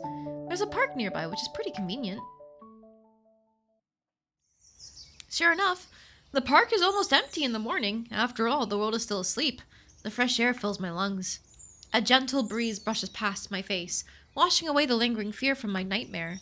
The nervousness and anxiety fades, my steps feel lighter. Before I know it, I find myself transitioning from a slow walk to a light jog. I follow the path through the dense trees. The lush branches over my head are like a green roof enveloping me. My sight is filled with a vivid, lively green. As I'm savoring the scenery and enjoying the calm, I hear the sound of faint footsteps behind me. The fear I'd just shaken off now returns. It's early in the morning. The park is empty. And the trees. Oh my gosh, this is where they find dead bodies on the news. I quicken my pace, but the person behind me speeds up too. They keep a steady distance between us as if playing a game of cat and mouse with me. My heart tightens. I slow down, testing the water. The person behind me slows down as well, in sync with my rhythm. A shiver runs down my spine. I want to turn around, but I'm scared I'll alert them. I'm anxiously debating what to do when I notice an empty beer bottle tossed aside not far ahead. Perhaps some drunk person left it here, but I don't have time to think about that. It's my only way of creating distraction. Without hesitating, I take a few steps forward, walking towards the beer bottle. I crouch down, pretending to tie my shoes. If the person behind me walks away, I'll pretend nothing happened. If they approach me, I'll pick up the bottle. The footsteps grow closer. I listen for the sounds behind me, but the fight I expected doesn't come. Instead, I hear a familiar voice. 需要帮忙吗？ That voice. I look up, surprised to see that it's Victoria. She also looks shocked. Extremely shocked, 是 actually. 你。 Executive 你 G? 好， False alarm. I let out a heavy sigh, trying to calm myself down. You know what? Let's greet her. I should still save, but let's greet her.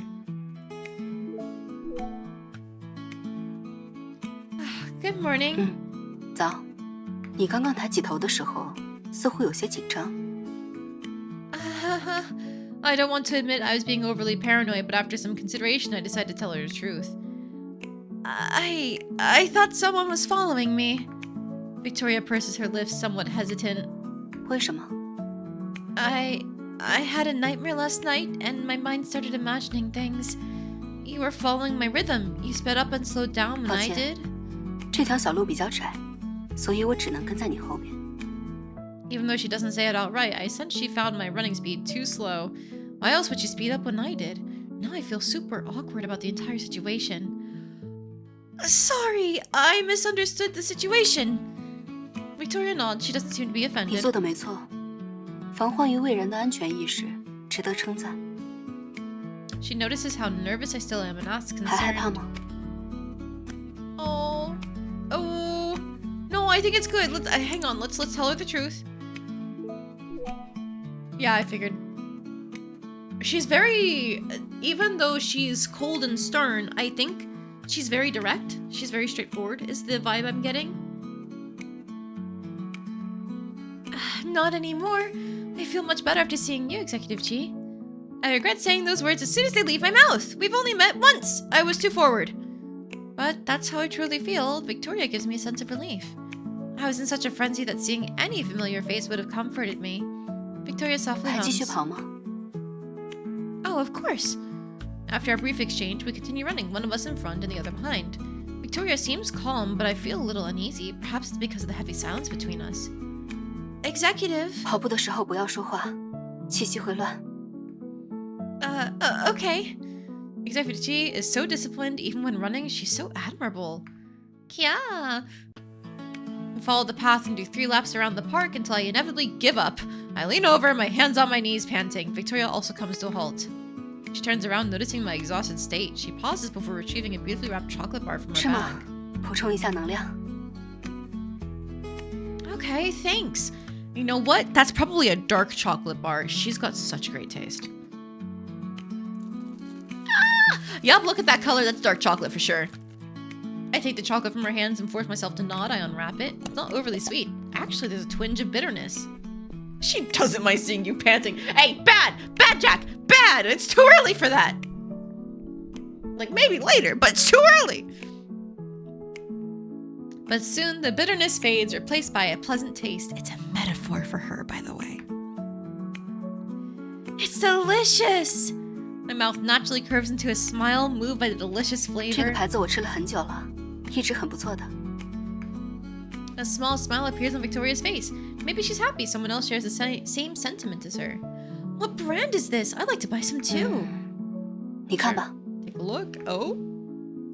She taps on her screen before pulling up the products page. I lean and use my phone to take a picture, plan on searching it up when I'm back 除了 home. 这个口味，我觉得他们家抹茶夹心的巧克力也不错。 Matcha 感兴趣的话 chocolate. 也可以试试。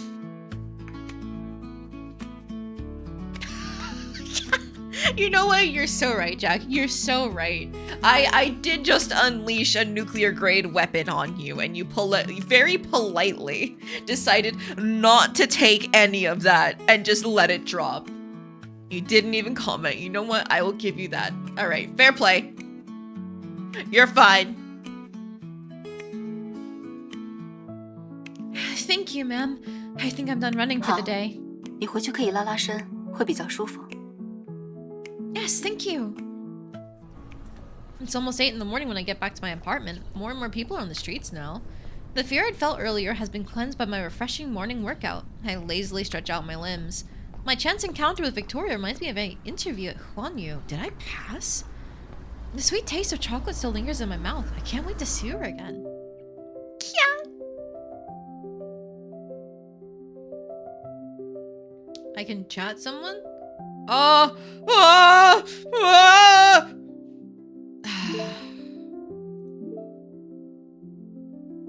If you did say childhood friends.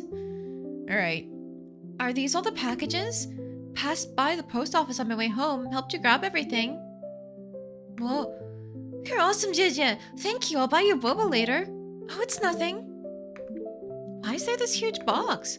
Oh, that's a gift I bought for you. There's no special event or holiday coming up. Why did you suddenly buy me a gift? A gift needs no reason. Saw it online and thought you'd use it. Aw, that's such a surprise! Thank you so much. You've been working so hard. Let me reward you. It's a foot spa machine. You always have to stay late at work. I hope this helps you relax. That's so sweet. Thank you, Nixie. Wait. Can I use it? Also, I've been getting like items and stuff like that. How do I use them? Hey! Nix gave you this when she first met you. Gift from Victoria. There's a filling inside. Okay, alright. I don't get to use them. Ripperonis.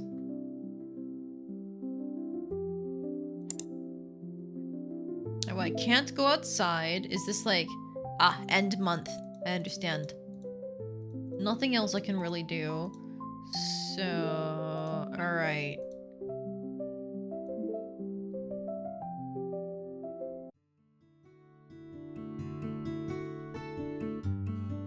This is probably Phoenix based on the text. Greetings, Celine. How dost thou fare? A familiar voice pops up behind me. I turn around and see Phoenix's tall figure standing before me. She's holding a white porcelain teacup in her hand. The exquisite quality of the smooth and silky porcelain stands out even in the dim light of the balcony. Taking a closer look, I notice intricate patterns on the teacup. Sharp lines and soft shadows weave together a stunning miniature landscape painting. I absolutely certainly do not own a cup like this. My mom and I would have turned it into a family heirloom if I did. Did you buy this? I asked, curious. Nay, 'tis simply one I have grown accustomed to using. I bought it along as I shall be living here henceforth. I nod after hearing her answer, but I'm still unable to contain the question looming in my heart. I've been wondering, what should I do? She pauses, taken aback. I see. Thou art troubled by thy fate. Thy past life was smooth, uneventful, yet now, facing uncertain doom, thou findest thyself lost. Fret not. We shall persist and free thee of this most dreadful curse. Remain calm, Celine. No matter what may come, I swear upon mine own existence to protect thee. Phoenix, would that be too much pressure on you? My words surprise her. 'Tis my duty as thy guardian angel. I'm touched by the determination behind her words. I can't find the words to properly express my gratitude towards her. Phoenix silently looks at me. Her aura under the night sky is serene and steadfast. A cool breeze brushes past me. All my worries recede like the tide, at least for now. I recall the discussion I just had with Phoenix and Belle 30 minutes ago. Oh, 30 minutes ago.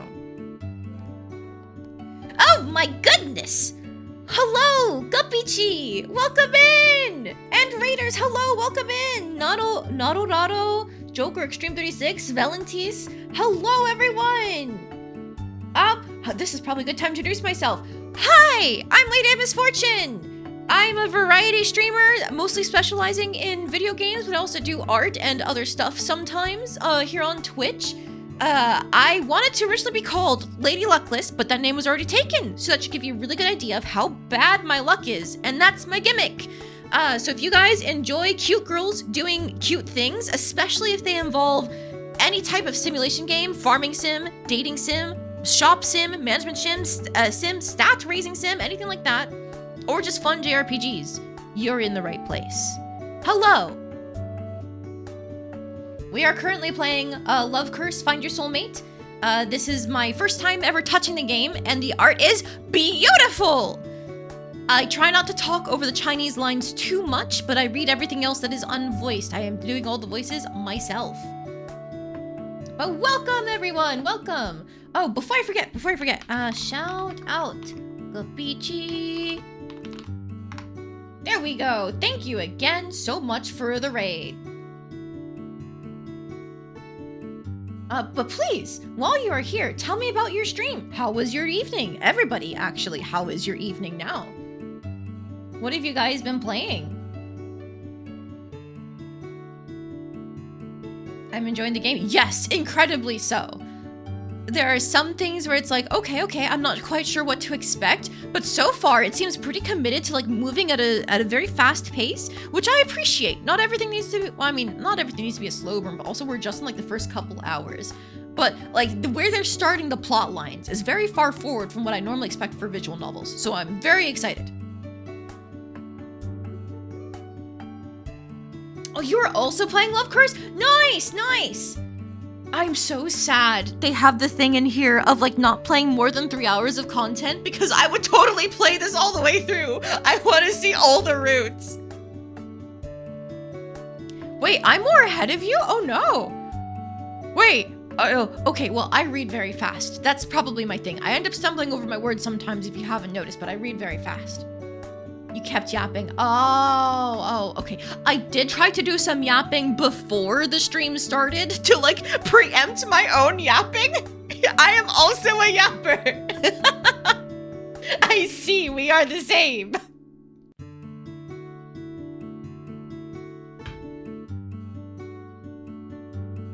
But yeah, don't worry, I'm not too much further ahead of you, I'm pretty sure. It's like only like another hour or so, really. And that was with me reading things out loud. So if you're just playing personally, then it's probably much less. Oh, also, thank you, Guppichi. If I'm saying that wrong, please let me know. But thank you, Guppichi, for the follow. I appreciate it. And same thing with you, Valentis. Also, same with you. If I'm saying that wrong, please correct me. Thank you so much for the follows. That puts us at our follower goal of 200 followers. Thank you very much. Every time I hit a follower milestone, I usually set up streams for doing community games. Most of the time, it's 100% orange juice. If you guys have those games, I recommend making sure that you're ready sometime soon for OJ. If you don't have 100% orange juice, you totally should get it. It's an anime girl board game that encourages violence against the other players. It's just a fun time, and it's really fast to play, so I'd recommend it. Incredibly so. I guess this is also a very good time for anybody, even if you are not following me here on Twitch. I also have a Twitter and a Blue Sky where I post all of my Go Live updates. Those are linked in the About section below, the box right underneath the stream. And there's also a community Discord that exists too. I just actually recently did a big birthday celebration where I posted doodles from a viewer request doodle stream that I did recently. So that is also something that'll be coming in the future as well, because I have other things cooking up. Congratulations, I hope the channel goes even more soon. Thank you, Poker Dealer, I appreciate it. Oh, I guess this is also one more plug, I'm so sorry. One more plug. February 21st is when I'm gonna be celebrating my 2-year affiliate anniversary. So, I have a lot of stuff coming up because I'm also going to be doing some collabs with other people soon as well, but we don't have like the promo art ready for that yet. I'm still trying to make it. But at least right now I can guarantee 21st, my 2-year affiliate anniversary. So that's something to look forward to as well. Lots of stuff going on. Okay, with all of the stream raider stuff out of the way, let's dig into this some more. For you, if you guys were just playing and you're just meeting Belle, I don't know if you met the kitten form or the human form. Here's the human form. Isn't she adorable? Phoenix has also moved in with us because she mentioned something about like her spiritual power awakening that hasn't really been explained. But they're effectively acting as like our housemates, familiars, that sort of thing throughout her need to find her soulmate. They're both aware of the situation, of the curse that's on her, and encouraging her to focus on one person and bring someone home, blah, blah, blah, blah, blah. I polled the chat earlier, and a lot of people said that they wanted us to speak to one of the love interests, who is the CEO of the company that we're trying to intern at. So once we get through this conversation, hopefully we'll be able to see more of her. I think that neighbor's pretty cool. Maybe she'll be our little Celine's soulmate. I know exactly who she's talking about. I paused for a moment, unsure how to respond. Nixie and I have been friends for a long time. I can't start thinking about her that way just because of a curse. Weren't you listening to Phoenix? Will break the curse as long as her fate and heart align with yours. Plus, she'll get a girlfriend who loves her. Isn't that a win-win situation?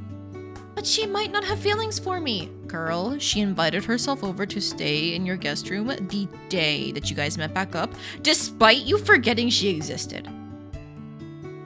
If this bitch isn't gay for you, then I don't know what counts. She buys you boba every single day. I think you two are a perfect match. You can get a job if you want boba that badly. You'll help contribute to the household expenses. If I may interject, that mentoring companion of thine, though from beyond the school, is a most excellent choice.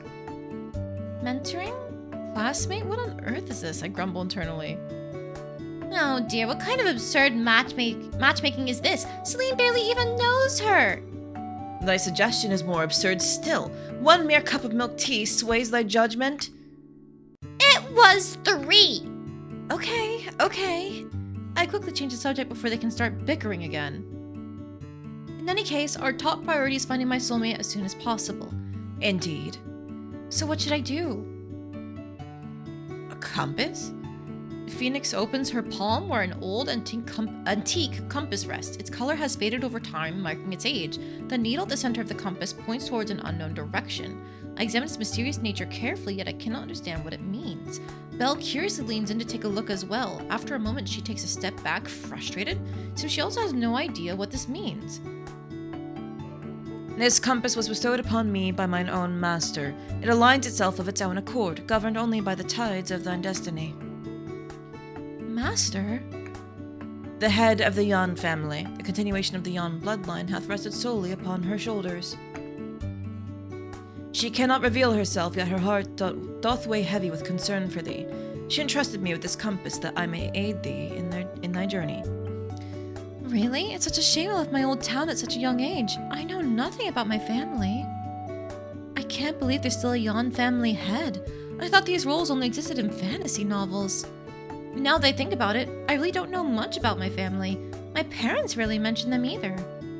Phoenix gestures for me to take the compass. I reluctantly hold it in my palm and flick the needle. But instead of snapping back to its original position, it begins to spin uncontrollably. Why is the needle doing this? Isn't it supposed to be aligned with my astrological chart? It reflects thy current predicament. Are you saying the needle represents my unfortunate fate? Like a candle on the verge of being extinguished by the wind? Phoenix's expression is complex. She doesn't understand, or she doesn't respond, but I know the answer. For the first time in my life, I feel the looming sensation of death. Other than the car accident you almost got in. What do you need to do to have a cat girl and a cultivator invade my life to fix my love life? I don't know. I guess almost get into a car accident. And then be a cute girl. And then have a 1,000-year-old bloodline. Where you have supernaturals assisting you. Can you do all of that, Jack?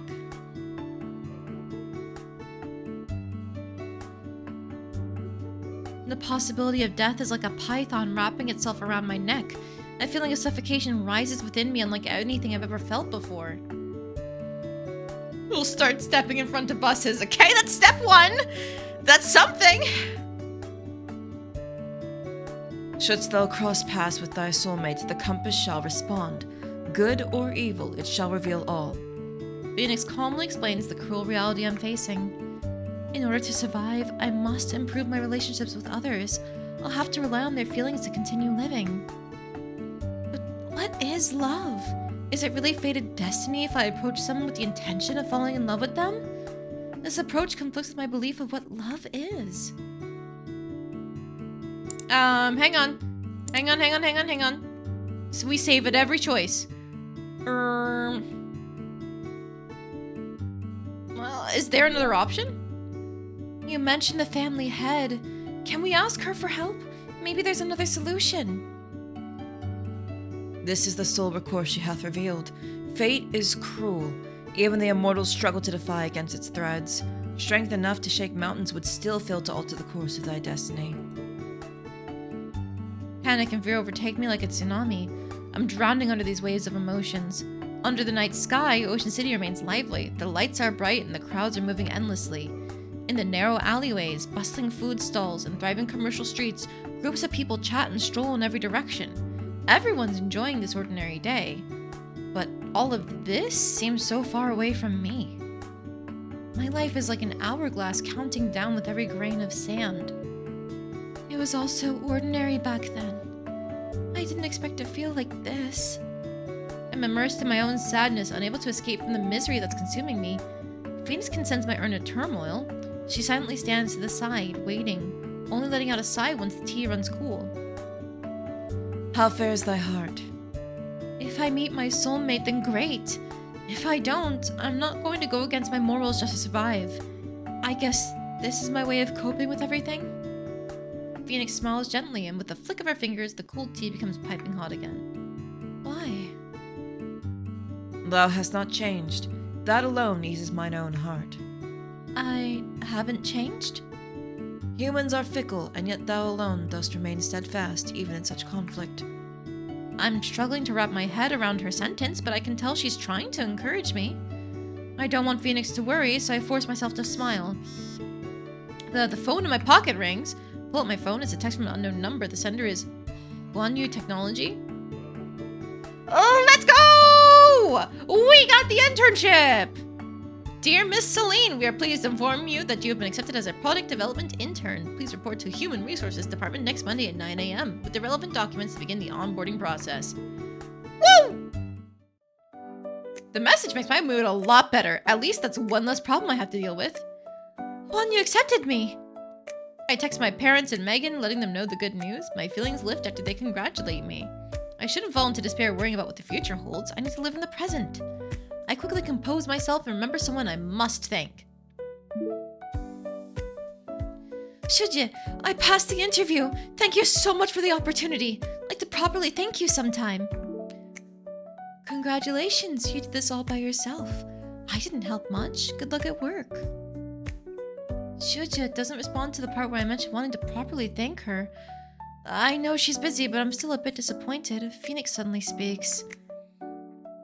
A career is challenging, and the tides are ever-changing. Hold on to thy heart, and let not the world's currents sweep thee astray. Phoenix smiles one last time before returning to her room. I just finished cleaning up the guest room and changing the sheets. Bella settled into the storage room next to the guest room. I'd put her there to avoid yet another argument between her and Phoenix. I need to get my rest. I did clean the storage room, but there were still a couple items I hadn't moved out.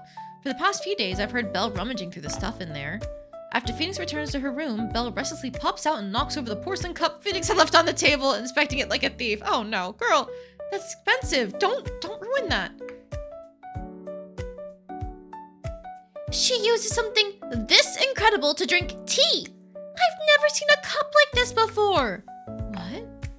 I walk over, fixing the cup. I notice 4 words engraved on the bottom. On city? Private seal? That must be some city from thousands of years ago? The corners of my mouth twitch. No wonder that cup looks so old. It's an ancient relic. I carefully place it down, terrified of breaking it. Next day was Saturday. Megan was over the moon once I told her about getting accepted into Hanyu and gleefully encouraged me to go out and celebrate. I've been miserable because of my soulmate problems, but it'd be nice to forget about those worries and enjoy a night with my friends. I immediately begin discussing the details with Megan. Let's get BBQ. We can go to that place you like. Oh sure, I've been craving their drinks. Why don't we invite Cassidy? She's been in a bad mood recently, so maybe she'll cheer up if we invite her. The more the merrier. Cassidy might not enjoy events with so many people, but I should still ask. I open Instagram and send her a message. Are you free today? Want to grab dinner with me and Megan? Sorry, busy. Oh, but I have a question, Celine. Remember my sister? She saw the message you just sent and was quite interested in dinner. Your sister Eleanor? Can she tag along? It's fine if you say no. Of course, the more the merrier. I texted Shujie saying I'd like to thank her, but she didn't respond to that part of my message. Maybe that was her way of indirectly rejecting me, but it doesn't hurt to try. Shujie, my friends and I are going out to a barbecue to celebrate me getting the internship. Are you free tonight? I wouldn't have gotten the interview without your help. I hope you can come. Hold my phone above my head, waiting for a response, but none arrives. Disappointment crawls into my heart. To be fair, this was a last-minute invitation, and I've already mentally prepped myself for her to say no.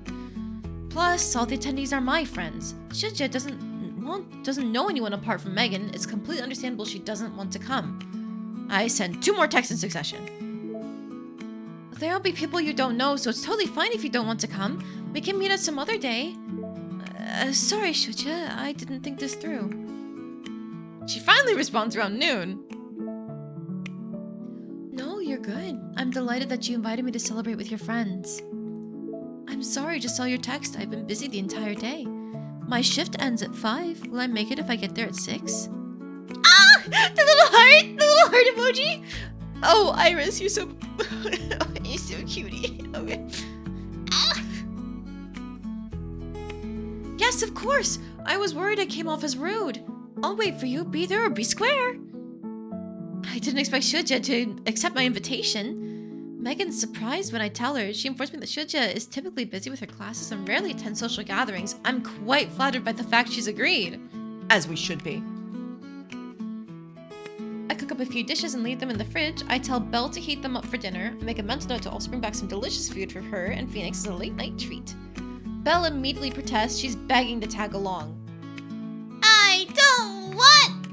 You're so grossly! You forced me to live with this woman and have me heat up food for her? Am I just a servant? Tears and snot stream down her face. I've gotten used to her dramatics, but this still gives me a headache. I have no choice. A little white lie never hurt anyone. Look, Phoenix has no idea how to use anything in my kitchen. How could I leave her alone in my apartment? Why don't you step into my shoes for tonight and help me look after this place, okay? Step into your shoes? As the head of the family? Belle immediately stops crying. Her eyes widen in surprise. She's enticed. I'll be the head of the Ocean City Yon family branch? Acting head. Having spent a few days with her, I knew she could talk nonsense just like Megan, even more than Megan, actually. Good thing I'm experienced. I've coaxed Belle using the title of Acting Head, Ocean City Branch. She now stands with authority in her hands, buzzing around to draw blueprints for developing the branch. I give Belle a couple of reminders, mostly about not arguing with Phoenix, not jumping around on the furniture, cleaning up her cat fur, and getting dressed before leaving the bathroom after taking a shower. Before I can finish my speech, I hear a faint movement at my door, then the doorbell rings. Is it Megan? She's so early. I open the door, and the person standing in front of me is holding a few cups of bubble tea, smiling brightly. 姐姐下午好。 Hi, Nix. I was about to remind Belle to invite Nixie for dinner. I didn't expect her to beat me to it. She smiles, looks a bit embarrassed when she meets my eyes. 我刚刚从外面回来，好像听到你说要去吃烤肉。 How do you know that? I wasn't planning on hiding it from her and replied without a second thought. Yeah, I passed my interview and got an internship. I was planning on celebrating. My words seem to have the intended effect on Nix. She pouts as if she's hurt. She locks arms with me, swinging back and forth. I completely forget that I wanted to follow up with, would you like to 我 join 可 us? 是真心为姐姐感到开心的。本来你面试我帮不上忙就够伤心了，庆祝都不带我的话，我就要更伤心了。我不想离姐姐的生活那么远，让我和你一起去嘛，姐姐。 I was planning on inviting her anyway, but since she's already here, I might as well pop the question now. Save at every choice. Of course! Of course, I was planning to invite you anyway. Nix blinks. 虽然这句话很有哄人的嫌疑，但我还是很开心，就暂时原谅姐姐这段时间里的冷落了。 Cold shoulder? What? Anyways, why don't we head out together this afternoon? I should mention that I also invited my classmates. You don't know any of them, so we could do something by ourselves some other day. 好诱人的条件呀！姐姐不会再引诱我拒绝今天的晚饭吧？ I didn't expect Nixie to think that. I heard her to explain myself when she suddenly lowers her head and nuzzles against my shoulders. She was just 我 teasing 就 me. 不能都要吗？ What? 就这么说定了，小孩子才做选择。这一次让我和姐姐的朋友们一起，下一次 I really don't know what to do with you. Fine, it's a 这 deal. 才对嘛，姐姐。那我就先回去准备一下啦。 Get ready for 和 what? 姐姐出门可不能这么潦草，当然要精心准备。出门前10分钟通知我哦。 She returns to her own apartment after saying that. I let out a helpless sigh and shut my door. When I turn around, I meet Belle's mischievous eyes. You? before I can finish my sentence, Belle shuffles over, giggling. She grabs the milk tea Nyx had left hanging on my doorknob and expertly stabs a straw in. She drinks. You're way too good at this, aren't you? It's all thanks to the generosity of Celine's girlfriend. Don't call her that. Belle hums some random tune as she takes all 3 cups of milk tea back to her nest. I shout out from behind her, "You can have mine, but save a cup for Phoenix. She wants less sugar." Swear I hear Belle mother. Old woman drinking 30% sugar, no taste. Before her door shuts.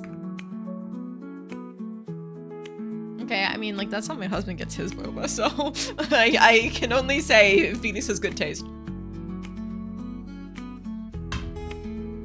Time flies by. Before long, it's time for dinner. I fix my eyebrows and call Nyx, telling her we're about to head out. I run into Megan after coming downstairs. Here, I got you something to celebrate your new internship. Oh! She hands me a beautifully wrapped gift box, a smug smile on her face. I bought it 2 weeks ago. I even calculated shipping times to make sure it'd arrive on time.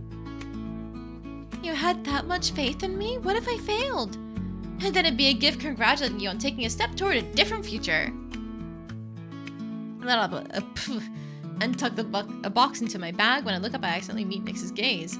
Nyx loops her arm around mine, swinging it 我 playfully. 好饿呀，姐姐，什么时候才能到呀？ I check the time, trying to comfort myself and ease her impatience. Oh, soon! It's not far. Haste makes waste. I spot Eleanor from a distance, waiting in front of the barbecue restaurant, with one hand casually tucked into her pocket. Her striking appearance has caught the attention of various passerby, but she seems used to it. She remains composed. Why is it that when female characters have mullets, it looks so good? It's fine. I'm normal. Anyways. Eleanor only makes her way through the crowd when she sees me. She grins. 恭喜你入职，严同学。 God, we're getting spoiled. 这是为你准备的礼物，祝愿你未来在职场上发光发热。 She and I frequently text nowadays. We started getting to know each other. Fiery, are you giving me a stove? 可以是，我改天送你吧。 Sometimes girls just do it better. I'd look gross. Yeah, I mean, honestly, I'd look gross with a mullet. But maybe that's just me being biased towards my long hair. Megan curiously studies Eleanor's face, which looks just like Cassidy's. You're Cassidy's older sister, right? Hi, nice to meet you. I'm a friend of hers. 啊，你是李秀珠吗？小刘和我提起过你呢。 Really? What did she say? 保密。 These bitches gay. Cassidy, Megan for life. I'm going to interrogate her later. I'm also curious, but we should head inside. Nixie's hungry. The person standing next to me shrinks behind my back, gently squeezing my hand. With that, we enter the restaurant, chatting and laughing. I give my name at the reservation desk. To my surprise, the server tells me someone's already waiting inside. I turn around and spot an elegant figure sitting at a table. Who else could it be but Shuja? Her gaze immediately lands on me once she spots the four of us walking in. She then scans over the rest of the group and nods. 你来了。 us. 今天太热了，我就先入座等待了。 Aw man, I just had Korean barbecue for my birthday, but I could totally go for more Korean barbecue. I love barbecue. 不介意吧，学妹？ Of course not. I'm so glad you're here, Shuja. 当然啦， I'm 毕竟你 not 说很 exactly 想我 getting 来， the 所以一下班就出发了。 right. I need to say it more like jia.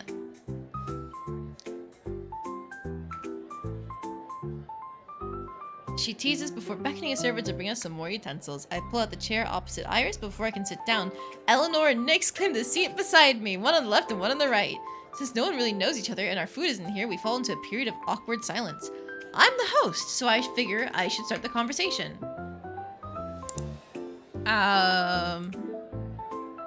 Thank everyone for coming and passed my interview. I don't. It's fine. I don't have to think about this choice. Thank you guys for coming.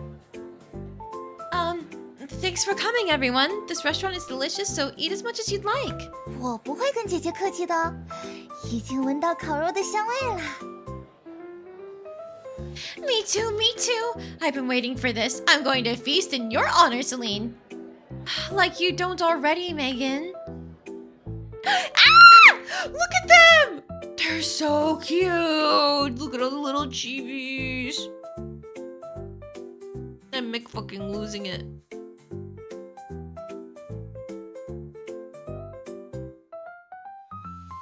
That's adorable. This might genuinely be meant to be Korean barbecue. Like, unless it's like a Chinese version.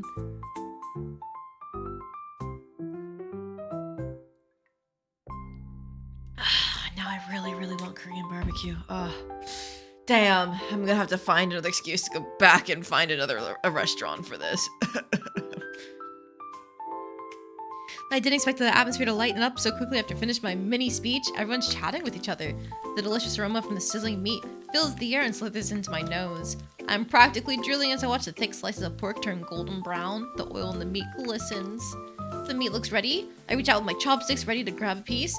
However, as soon as I move my chopsticks, I notice there's already a piece of meat in my bowl. I look to my side and Eleanor beams. 连时辛苦了。 Look at, we're getting spoiled by 3 different women at once right now? God damn. Her unexpected kindness leaves me at a loss for words. I smile back. Celine. Me. Huey too, don't be shy. I just finished my sentence when suddenly I feel something pressing against the corner of my lip. I turn to the other side. Nyx is trying to 第一 feed 块 me. 肉要给姐姐吃啊！ Is she going to feed me? A blush rises in my cheeks. Everyone's watching, but her gaze is so affectionate that I simply can't refuse. I carefully avoid her chopsticks and take a bite, my voice muffled. Oh, thank you, Nixie. The meat is fresh off the grill. It's still piping hot. Reach out to grab my water and a cup of cold makgeolli. Yup, definitely Korean based on that spelling. I'm pretty sure it said makgeolli. Appears in front of me. I'm temporarily stunned and hesitantly lifting my head, meeting Iris's eyes. She smiles. 喝点奶油米酒吧，我刚试了一下，甜甜的，度数也不高。 How about some makgeolli? I just tried some. It's sweet and the alcohol percentage is fairly low. I'm dizzy and lightheaded even before taking a sip of the drink. Shuja, you're so thoughtful. I also like sweet drinks. This rice wine is 是吗 amazing.？看来今天的菜点得很成功呢。 Thanks, Shuja. I raise my cup of makgeolli. The cool liquid slides right down my throat. It's refreshing and helps with the greasiness from the meat. Shuja, do you still want soju? I'm curious about the 今天 taste. 已经有酒了，下次我请客的时候点吧，怎么样？ I don't know whether or not to take her next time as an invitation or a polite refusal, but I nod in agreement, taking another sip of the rice wine. Eleanor joins the conversation as well. We're classmates, so she also refers to Iris as Shuja. 学姐爱喝酒吗？比起这家，我倒是有其他的推荐。不如下次一起的时候把我叫上吧。其实我也不是很爱喝酒了，只是想和学妹尝试一些新的东西。 Iris subtly refuses, but Eleanor seems unaware. She beams. 学姐不会怪我不请自来吧？ Okay, you know what? You know what? These two could be something.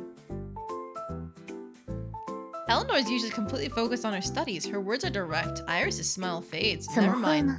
She's not into 我跟 it. 学妹以后如果遇到合适的店， Not wanting any misunderstandings to come out of this awkward interaction, I hurriedly chime in.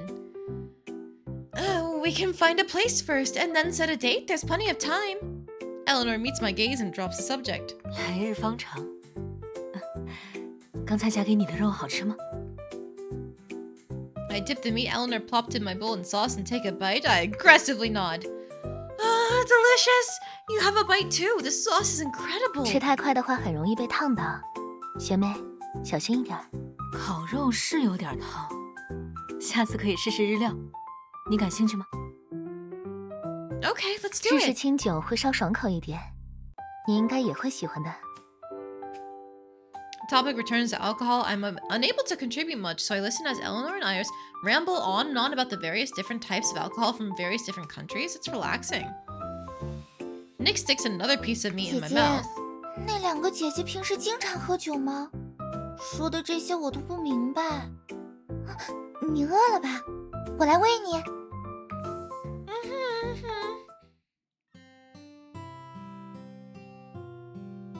I was so worried about how dinner would go, but once it's finally over and I step outside, it feels like a huge weight has been lifted off my shoulders. I take a deep breath. The fresh air is incredible. It feels amazing.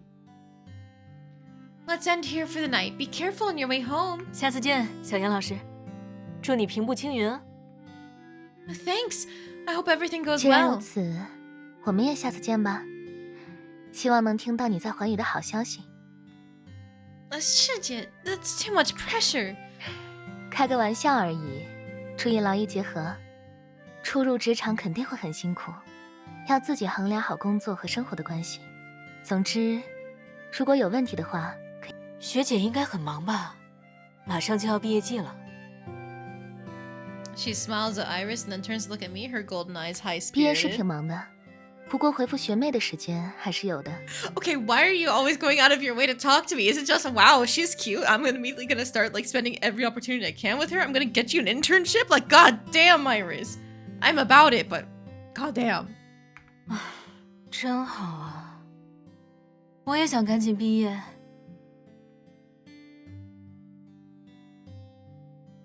The conversation between Iris and Eleanor is fairly standard, but there's a sense of unnaturalness in the air. However, it's getting late, so I bid them both farewell. Oh man, that's awkward. I can tell it's kind of awkward. I'm going to leave. Goodbye. I don't have to solve this problem. Too true, Celine. Okay, bye, Shija. Bye, Eleanor. Get home 那 safe. 么，你也注意安全，记得报平安。 After saying goodbye to them, only Nyx and Megan are left by my side. Nyx continues walking forward, but Megan leans in. Tisk, tisk. Incredible, Celine. You're like the female protagonist of an Otome game. Hey, keep it down. What on earth are you saying? Ugh, are you completely blind? Did you not notice they both wanted to ask you out? Megan is a professional yapper. Like me. She's just like me, for real, for real. I really have no idea what to do with her, so I hasten my steps, leaving her behind. I increase my walking speed, making sure to leave some space between us. Megan is clearly having the time of her life. She slyly winks with a smirk. I'm just messing with you. Good luck at your internship. Yeah, you too. I suddenly feel a pang in my chest. Megan has been by my side all throughout college. She's extroverted, friendly, and loyal. We've been through so much together. I didn't think we'd go our separate ways before even graduating. Would we still be able to casually hang out like this after we get our degrees? I might not even have that much time left. I spend Sunday preparing for my internship. It's not until I roll into bed that I recall the awkward, tense atmosphere at last night's barbecue. A sense of unease creeps in. I told Shutya I'd invite her out, just the two of us, but it ended up being a large group of people. Maybe she doesn't like being in crowded environments. Plus, she and Eleanor seem to be on different pages. I'm getting another headache just thinking about it. There goes my drowsiness.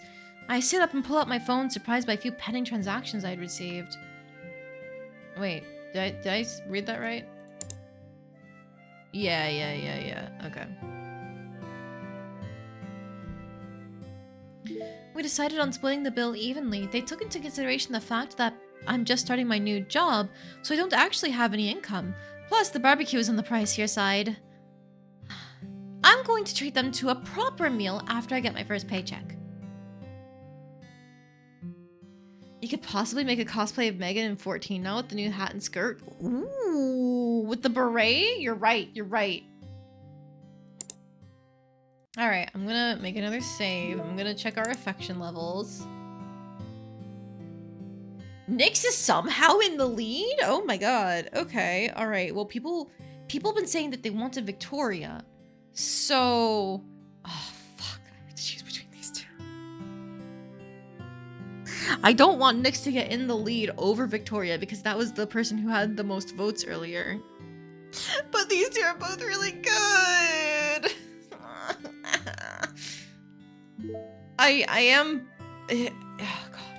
am biased towards Iris and Eleanor in two totally different ways. Like, Eleanor has the more like mask woman presenting thing, which I love that aesthetic so much.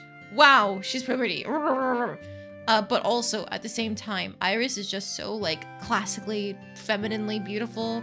Like, oof, the earrings, the long hair, she's so pleasant and polite in every interaction. It's crazy. And like the way the writing purposefully pits the two of them against each other and like making them contrast in ways that make it awkward for the two of them to be in the same scene. Really interesting. Really cool. Love that. Okay.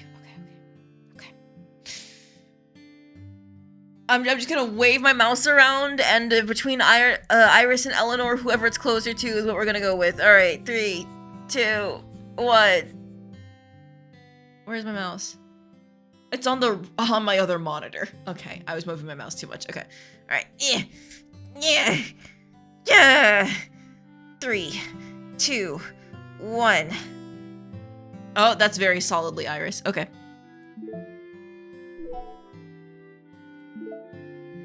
Good evening, Shuja. Are you busy? Not really. I'm free right now. What's up? I just wanted to see what you thought about dinner last night. The barbecue was delicious. Thanks for inviting me. Good. I was worried that you would feel out of place with so many people around. Impossible. We're all adults. Socializing is going to be important for our futures. But...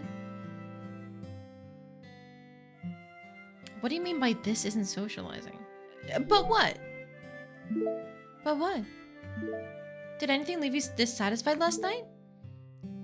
No, the food was delicious and the atmosphere was lively. But we did order too much. I had another dish I wanted to try, but I was stuffed. Let's go again next time, just the two of us. We'll order what you like. Oh dear, you've noticed what I was implying. I was already drafting a message I'd send upon your refusal. How could I ever refuse you? I wanted to privately thank you anyway. Little bushy. Cute. Well, we can meet up outside of that reason as well, can't we? Wink! Wonk! If I turn my phone off, I wearily lie down thinking about my internship. My new job starts tomorrow. I don't know what it'll be like at Huan Yu. And I won't know anyone? This is an environment I've never been in before. Of course it's daunting. I wish Megan were interning at Huan Yu as well. I shake my head, ridding myself of the thought. Oh, Celine, why do you keep expecting the others to accompany you? Interning is like a baby bird just learning how to fly. I need to try spreading my wings. Oh my, Celine, you're acting super sus. Are you sure you're okay? I'm fine. Wait, where's Phoenix? That old woman left. I don't know where she went. She was muttering something about I cannot live under someone else's roof without contributing something. If you ask me, I think she's going through menopause. Phoenix isn't as thoughtless as Belle. Is she trying to find a job? I won't bother her. I'm worried Belle will make a fuss again, so I keep that thought to myself. Hey, doesn't your internship officially start tomorrow? You should be in bed. You don't want to be late, do you, Celine? You little rascal. You're right. I'm going to wash up. I spent the entire night on my phone. Life is just endless failure. Man, you really are a demon part of Cat Demon, huh? I rush into the bathroom, leaving behind Belle, who's trying to imitate someone mature. I take a shower and do my skincare routine. I'll be in perfect condition for tomorrow. I stand outside of Huan Yu's office building, looking up at this towering skyscraper in front of me. I try to pump myself up, practicing my smile one more time using my reflection in the glass. I calmly walk through the revolving doors. I am early. Once I'm done with the onboarding process, I find my seat. I didn't expect that the desk next to mine already has someone there. She has her back towards me, but she seems so familiar. I squint my eyes. Is that... Huh? Why is it you? Excuse me? That familiar figure's my best friend, Megan. What are you doing here? I'm losing my mind. I got transferred here. But hey, we're now coworkers. Aren't you happy? Happy? You wish. When did you find out? Megan awkwardly chuckles, clearly guilty. Like 2 days ago? I'm furious. She could have mentioned this to me over the last 2 days, yet she kept her mouth shut. I told her immediately after getting my internship. I huffed, turning my back against her. I even pursed my lips and refused the breakfast she offers me. Since this is my first day at work, the department head doesn't give us many tasks to do. I frequently helped out the student council, so I'm already well versed with all of these tasks. To be honest, I have to thank the idiot sitting right next to me for that. I've been ignoring her this entire morning, busy paying attention to the training we were being given. And make sure to keep in mind the points I mentioned. A lot of previous interns have made these mistakes before because they weren't taking this job seriously. As incoming interns, your focus right now should be on mastering the basics. She looks at her watch once she finishes her sentence. Alright, it's noon. Head over to the cafeteria for lunch. Whether it's at school or at work, everyone's favorite part of the day is lunch. As soon as the department head dismisses us, Megan makes her way over to me with a pitiful look on her face. Celine, I was wrong. I should have kept this from you. I promise I'll tell you everything from now on, so please forgive me, okay? I was going to tell you at dinner the other night, but the atmosphere just fell off at first, and then I got so wrapped up in talking to everyone that I forgot.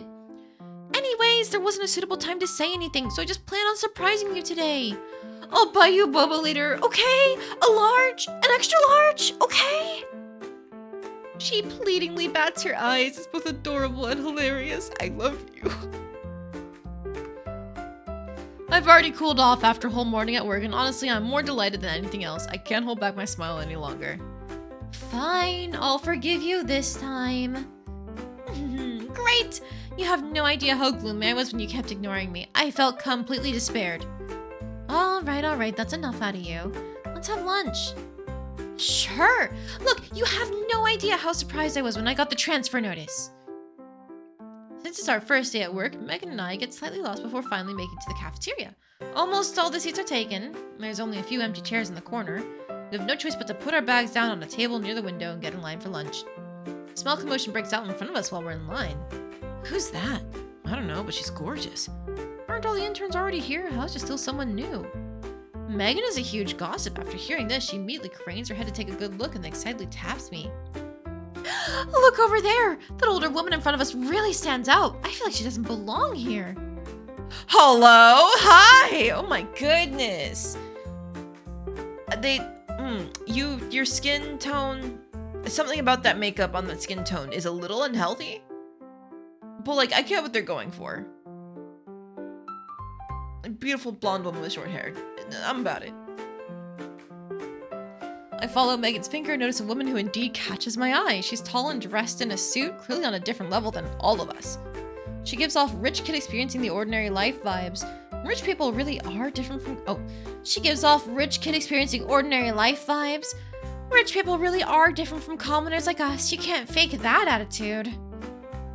I nod in agreement. Even just her silhouette stands out from everyone else. Do you think she's the daughter of some higher up? Stop randomly making guesses. We should just focus on doing our jobs well. We return to our seats after getting lunch. The woman we'd just been staring at is now sitting at the table in front of us. She's flipping through her phone, absentmindedly picking out her food with her chopsticks. It doesn't seem like she's very hungry. Megan and I aren't the only ones secretly observing her, but she doesn't seem to mind. In fact, she's not paying attention to any of us. We get 2 hours. Oh my god! 2 hours for lunch. Oh my fucking god. I wish that could be me. 2 hours for lunch. Holy shit, man. We get 2 hours for lunch. After we finish our meal, we walk around downstairs until Megan is summoned by her boss. I take a stroll by myself before leisurely making my way back. Oh! From a distance, I spot a pile of documents on my desk and a coffee cup with a special logo. I recognize this logo. It's a coffee shop nearby. Megan and I were just talking about giving that place a try. But that place usually has a super long line. It'd take us ages to get something. I didn't think Megan would secretly buy me coffee. This is more surprising than her transfer to Huanyu. I grin, picking the cup up. Don't want to accidentally spill it all over those precious documents. I gloss over the files. It's obviously a level above the task we've been assigned to handle this morning. However, work needs to get done. I split the documents into separate categories, putting user research and data on top, and demand underneath. I need to process the research results first before I can handle the rest. It's a challenge, but also the first official task I've received here at Huanyu. I grit my teeth and get it done. After a lot of hard work and effort, I've finally finished part of the task. Absent-mindedly reach for the coffee, only to find the cup empty. Oh, is this the life of a corporate drone? I see 1 billion empty coffee cups and late nights in my future. Tea people suddenly enter the room as I mope about. It's Executive Chi, the woman at my interview the other day, and the other woman is the older one Megan and I saw in the cafeteria. 你确定在这里吗？ my god. 别打扰 she's 大 so 家工作了。 Oh, oh, height difference. Don't disturb their work? What do you mean, their work? Oh, she left her work in the wrong spot. I understand. 那你去找找吧。 And find it. Wait, did she not have a voice, the older woman? Yeah, but it's fine if I can't find it. I'll just buy 2 more cups. After Executive Chief finishes speaking, the older woman glances left and right as if she's searching for something. What are they searching for? Just then her eyes flicker over me and I meet her glance, clueless, uncertain. Before I know it, I find her standing in front of me, a forced smile on her face as she stares at the cup of coffee in my hand before looking up at me. Her eyes are accusing. My heart stops and I quickly retrieve my hand. Don't tell me this cup of coffee actually belongs to her? Now that I think about it, that makes a lot more sense. Megan and I weren't apart for long. How could she possibly have the time to buy me coffee? The woman remains silent, staring down at me, waiting for my next move. I nervously stand up, fighting the urge to shrink back against her scrutinizing gaze and awkwardly say, I'm so sorry. Is this coffee yours? I thought my friend bought it for me. I apologize for the trouble I've caused. Why don't I buy you another cup? Executive Chi has walked over and gives her an 我 exasperated 说 glance.，秦朔齐董事长，这么久了，你丢三落四的毛病怎么还没有治好？ They're related? They don't look related. Okay. Chairwoman? Perhaps my reaction was too exaggerated. The woman in front of me chuckles and reassuringly pats me on the shoulder. Don't worry about it. I shouldn't have left it there. Think of it as an award for doing your job so well. I'm sorry, Chairwoman. I didn't mean to. My heart is filled with nothing but regret. I should have double-checked with Megan. Now I finished the Chairwoman's coffee on my first day at work. Who would possibly believe that story? 没关系，不会怪你的，不要紧张。 Even though Victoria's facial expression is normal, I can tell she's trying to comfort me. I appreciatively smile. Rosalie watches our interaction before suddenly interjecting. No, there should be... More? My heart skips a beat. I don't know what else the chairwoman's belongings I've accidentally destroyed. I brought over some documents from the head office. I put it underneath the latte. Have you seen it? Are those the files? I gingerly point towards the spreadsheets I just finished on my computer screen. Rosalie's lighthearted gaze suddenly freezes. She walks around me and stares at the results I've compiled, squinting. Her serious expression sends goosebumps down my spine. Oh. Yes, it's this. Did you finish it already? Sorry, I thought our department was responsible for it. I can't tell what she's thinking at all, so I awkwardly chime in. Huh. This was indeed meant for your department, but something unexpected has happened. Why don't you come with me for a second? Can I really refuse? I balance the pros and cons, deciding to face these terrible misunderstandings head on. Okay. She starts walking before I can even answer. Victoria stands in the same spot, but follows the chairwoman after I agree. I trail behind them like a lost puppy. I only sense the sweat dripping down my forehead once we reach the door to Victoria's office. My breath hitches. Even though Rosalie is smiling and reassuring me that everything is fine, her sharp eyes make me want to hide underneath a desk. Victoria gently shuts the door to the office. The soft click sounds like an anvil has dropped right on my head. She suddenly stands next to Rosalie, their eyes chaining me to the floor. This joint hearing makes me feel like I'm about to hand in my resignation. On day one! To be honest, I'm quite surprised. I didn't think you would sort through all those files. Are you one of our new interns? It's not about the coffee.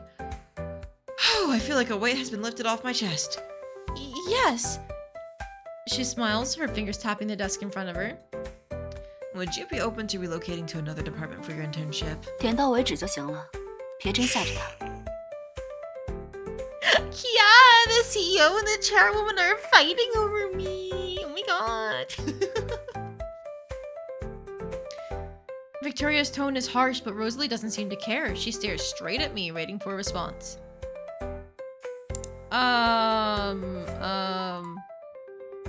I I'm gonna say I refuse because I know I'm under her department, right? Yeah. There we go.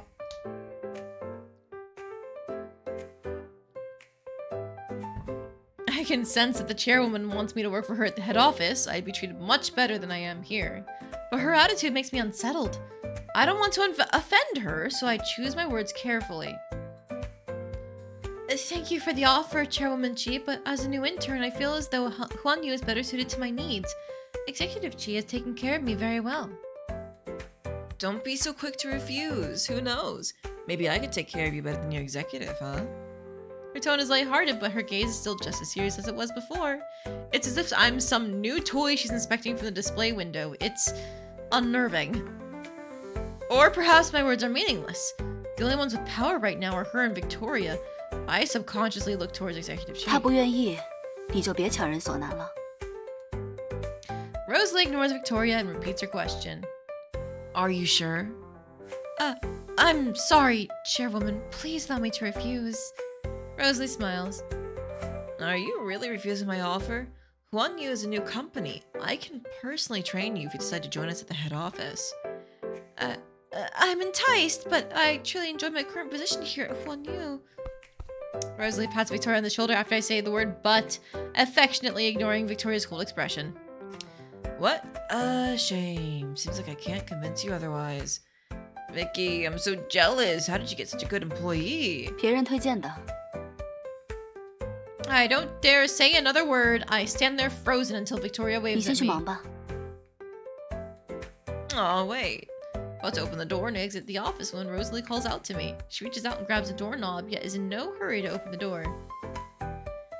I caused you a lot of trouble by misplacing my belongings and inadvertently increased your workload. I'd like to buy you dinner as an apology. What do you say? Yes?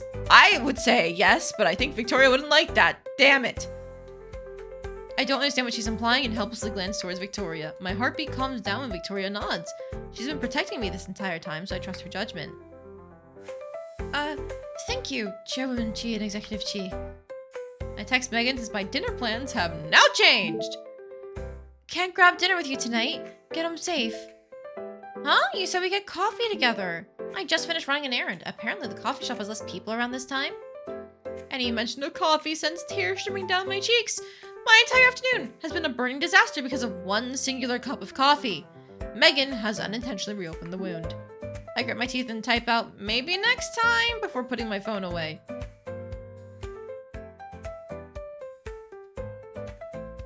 Victoria and Rosalie must have more money than I could possibly imagine. The restaurant they've invited me to is luxurious and high class. I feel out of place dressed in my plain, simple clothes.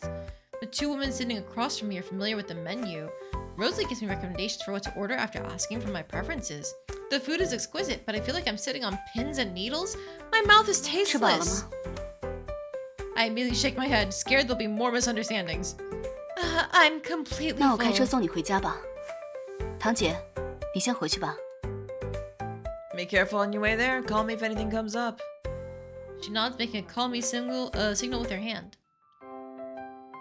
This entire day feels like I've survived a 这么紧 hurricane. 张？ How could I not be nervous? I didn't expect your cousin to be the chairwoman. I feel like I've stumbled upon some classified secret I'm not supposed to know. 没什么机密，普通的亲戚关系而已。我拦着不让你去总公司， She casually asks, but I can tell she's searching for a serious answer. Save, but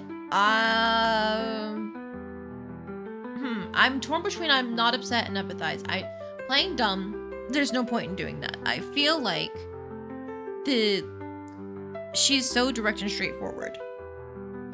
Like, there's no point in playing dumb. So this is being honest about her feelings, but also I feel like empathizing with her and like being more considerate of her is something she might want. She's been doing so much of this with us. Like, she's been looking out for us this whole time. I'm gonna try empathizing. Let's go! No, I understand. You must have had your own reasons and made the decision that was best for both me and the company. She nods her 你 head. 明事理，识大体，能力也不差。好好在环宇成长，以后提拔不是问题。 Thanks for the compliment. 我也不放心你去那边。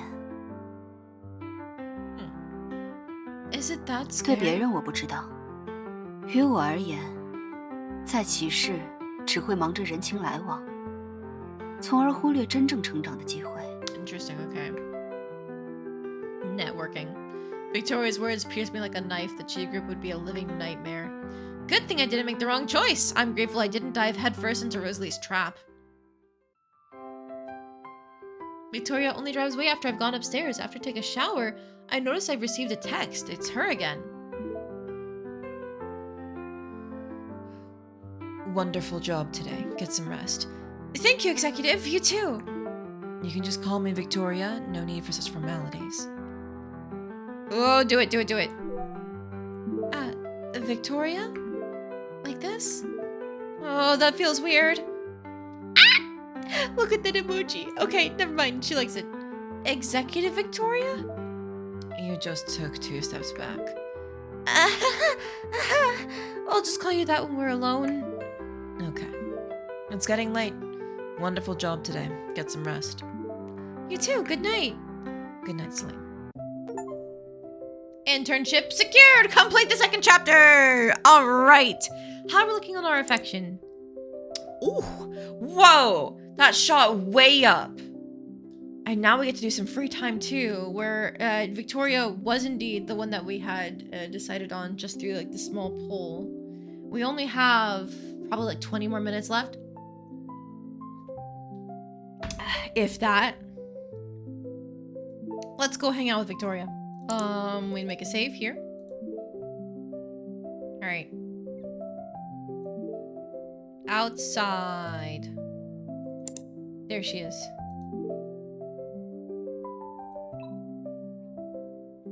Nearly 3 hours. Yeah, I know. Trying to squeeze in one last date. It's Friday night. I push open the door to my apartment and step inside when I remember I've forgotten my USB drive on my desk at work. Graduation is coming up soon, so the school's been rushing to get us to get all of the documents in.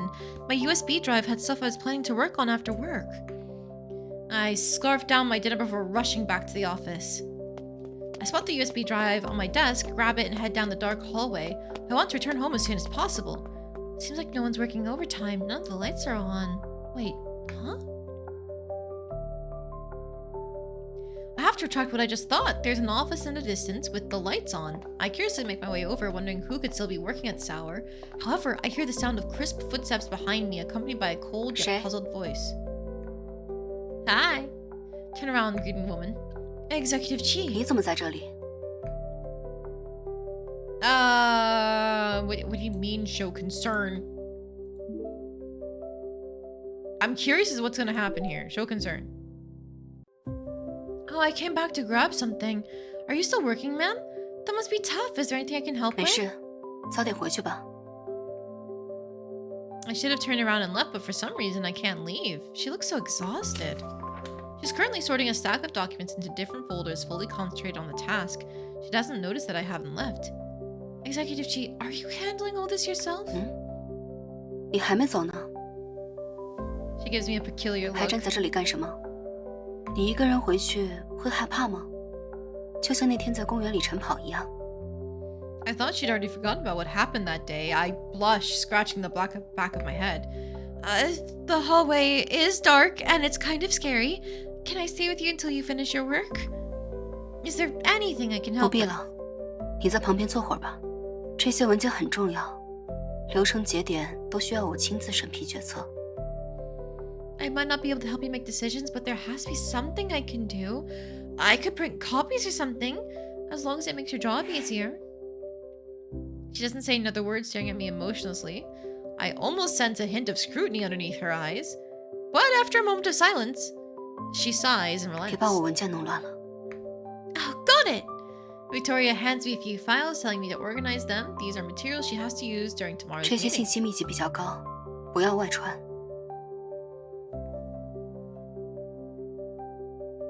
Show your loyalty versus close the files? I mean, obviously show our loyalty. Is that even a choice? Yes! I'll take it to my grave! Victoria pauses as if my remark amuses her and softly hums. I work alongside Victoria. It's almost 10. I realize more and more that her job can't be done by just anyone. Many tedious tasks emerge like worms after a nice bout of rain. Every time I think we're almost done, Victoria finds me something new to do. I check the time again and now it's already past 11. I've finished all the tasks she's assigned to me. I'm only waiting for her now. The frosty moonlight shines through the curtains like wind drifting across the water. Victoria's side profile is blurred underneath the silver light. I struggle to see her clearly. She's sitting right there, and yet it feels like we're miles apart. My drowsiness is starting to overtake me. I withdraw my gaze and slump down against the desk, groaning. Being an executive must be hard. I didn't know you had to deal with so many things by yourself, Executive Chi. 是有些多。你累了吗？我叫辆车先送你回去吧。No, it's fine. I'm glad I can help out. 辛苦你一直帮我处理工作了。There's no need to thank me. I'm the one who asked to stay. I think I hear her lightly chuckle before she 之所以会这么 explains. 忙，是因为环宇是骑士的子公司，很多工作流程都是从总部直接复制过来的。涉及到总公司的事，也就只有我能够来决策。Interesting. That must kind of suck to be a smaller company, but still have to deal with all the bigger companies' bullshit. Victoria's voice grows hazy and hazy until I can no longer hear what she's saying. No, don't fall asleep on her! My vision fades to black. I fall fast asleep. The next morning, I'm woken up by the bright sunlight. I groggily open my eyes, staring at the unfamiliar ceiling. My brain short circuits as I take in my surroundings. I blink a few more times before finally coming to my senses. I stayed with Victoria late last night and somehow fell asleep. It was then that I realized that even though I was asleep, I wasn't cold. There's a soft, warm blanket draped over me. The heating's also turned on. A piping hot cup of coffee sits on the table, accompanied by a few thermal food containers. There's a piece of paper underneath the cup. I gently pick up the cup, wanting to see what's written on the note. Written on the paper was...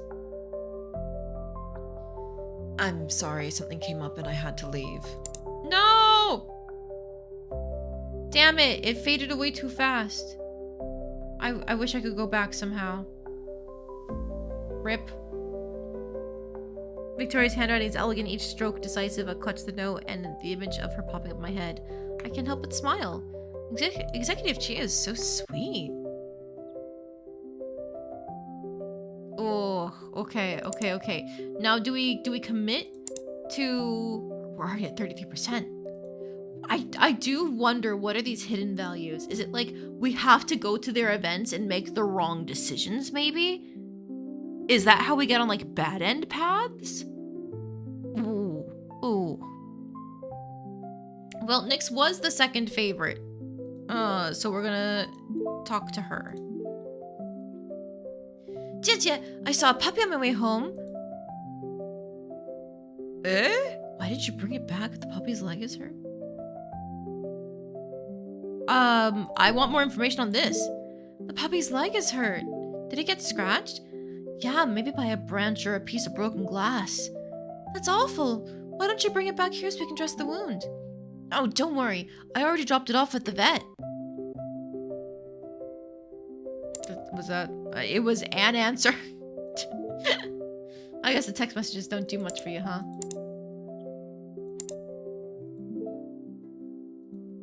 Rosalie accent left this on your desk. It has unique taste. Smartwatch, gift box, compass.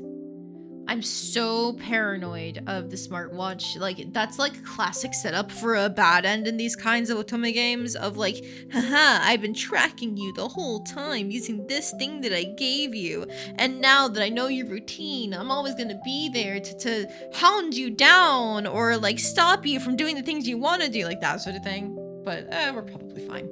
Maybe I'm just reading too much into it. Okay, we can end the month.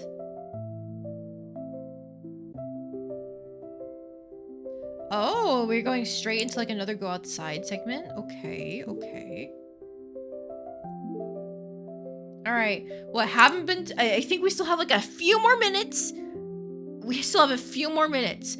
So go.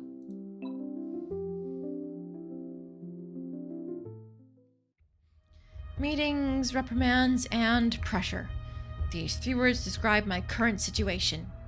Today, the department is having one of our routine meetings. It was supposed to be a relatively ordinary session where we'd report on our work, 之前 but 开会建立工作流的时候就已经规范过流程了。到这个节点需要进行灰度测试才能继续推进，以及最大程度降低用户的负面反馈。但我并没有在推进前看到用研这边的数据支持和结论。为什么还有人犯这种低级错误？我记得这个项目是领部长负责的，对吧？ her intimidating gaze pierces daggers through the department head sitting near her. Yes, Executive Chief, but I've handed this task over to our newest intern, Celine. The follow-up protocol should have been handled by her as well. The entire room turns to stare at me. The pressure is stifling, especially Victoria's gaze, which feels like a bright spotlight exposing me to the world. I stiffen as though I'd just been plunged into an icy river. I open my mouth, but nothing comes out. What? Miss Lynn's lying. Victoria's eyes are crushing me. Nah, explain that shit. I refuse to let some bullshit power harassing, whatever it is, superior get away with this. Explain it clearly. I'm going to take the blame for Miss Lynn if I don't explain things clearly. By shifting this responsibility onto me, she not only affects my chance of getting a promotion, but also Huan Yu's future. This is not good. I take a deep breath, steady my gaze, and tell myself to calm down. Executive Chi, while I'm indeed responsible for the follow-up of this project, I was not at all involved in the gray box testing portion. I do not fully understand the situation, and I apologize for that. Victoria's gaze softens slightly, so I quickly seize the opportunity to add, I will compile and submit the test results to you as soon as possible, ma'am, so that you can review them and decide how we should proceed. The meeting ends quickly. Victoria only emphasizes a few more important points before dismissing us. Miss Lynn and I are asked to stay behind. I calmly present the test results I'd prepared beforehand once again to Victoria and explain the process. However, I omit the part where Miss Lynn says everything is for our monthly progress OKR, whatever that means. There's no point in making enemies. Victoria flips through the results and the analysis taking her time to read, though then she looks up, coldly staring at Miss 公司 Lynn. 最看重的不是资历，而是能力和人品。林部长，你以为我看不出来你的算盘吗？ Woke CEO, let's go. No, Executive Chi, I did it for the company. Victoria viciously cuts her 停， off. 不要找借口。为了公司，公司不需要这种低水平的项目筹划，也不需要一个把实习生推出去担责，自己却置身事外的管理层人员。而且，就算确实是底下的员工负责项目，你作为他的直属领导，也永远是第一责任人。林部长，我不希望这种事情出现在我们公司里。如果还有下次，就自己去人事报道吧。 Man, if only this could happen every time something fucks up at work, am I right? Just let me enjoy the feeling of seeing somebody get put in their place. Miss Lynn hangs her head in silence. Victoria's eyes stare intensely at her for a few more seconds before she finally turns to look at me. She softens her tone considerably. 这个项目停掉吧，我会另外安排工作给你。 Yes, 回去 ma'am. 吧。 Her voice is surprisingly filled with tenderness. When I return to my desk, I'm still scared out of my mind. Megan comfortingly pats me on the shoulder. I can only feebly smile in response. My department head tried to use me as a scapegoat just because I'm an intern? Even though Victoria has a high position, she didn't side with Miss Lynn due to her seniority, nor did she excuse her mistake. Instead, she defended me. The workplace environment is just as harsh as I'd imagined, but Executive Chi is a good person. I can't help but replay what she said in her office, line by line, word by word. Today's meeting started later than usual. Soon my shift was over. But when I left the office, Miss Lynn still hadn't left Executive Chi's office. I glance at the tightly shut door, shake my head, and leave. Alright. Well, that shouldn't have been a huge boost. Yeah, 36%. Alright, we'll text Nyx. Have you heard? Our elementary school is getting renovated. Elementary school? That was ages ago. That place must be falling apart by now. Yeah, now that you mention it, I've rarely been back to our old hometown after starting college. Are you feeling nostalgic? Oh, just a bit emotional. You used to chase after me and you tripped a lot. Then I'd help you up, and a few steps later you'd trip over a rock. That was so long ago. You secretly cried at school because you failed a test once. Then you found out the teacher accidentally gave you the wrong person's test paper. Good thing you were there to help me ask for my actual test. Yep, without me, your mom would have definitely docked your allowance, right? Hey, why don't we head back sometime and visit? What do you say? We'll see. I'm going to assume she does not miss her home. She's been very awkward about the past. Maybe we can just ask, do you want to go back? Do you want to go back? Not really, to be honest. Running into you again in Ocean City makes me very happy already. Nixie. Oh, it's a little hug. Jie, I'll go back and visit with you if that's what you want. Sweet. Very cute. Alright. I think I must be at like the 3-hour mark. But also.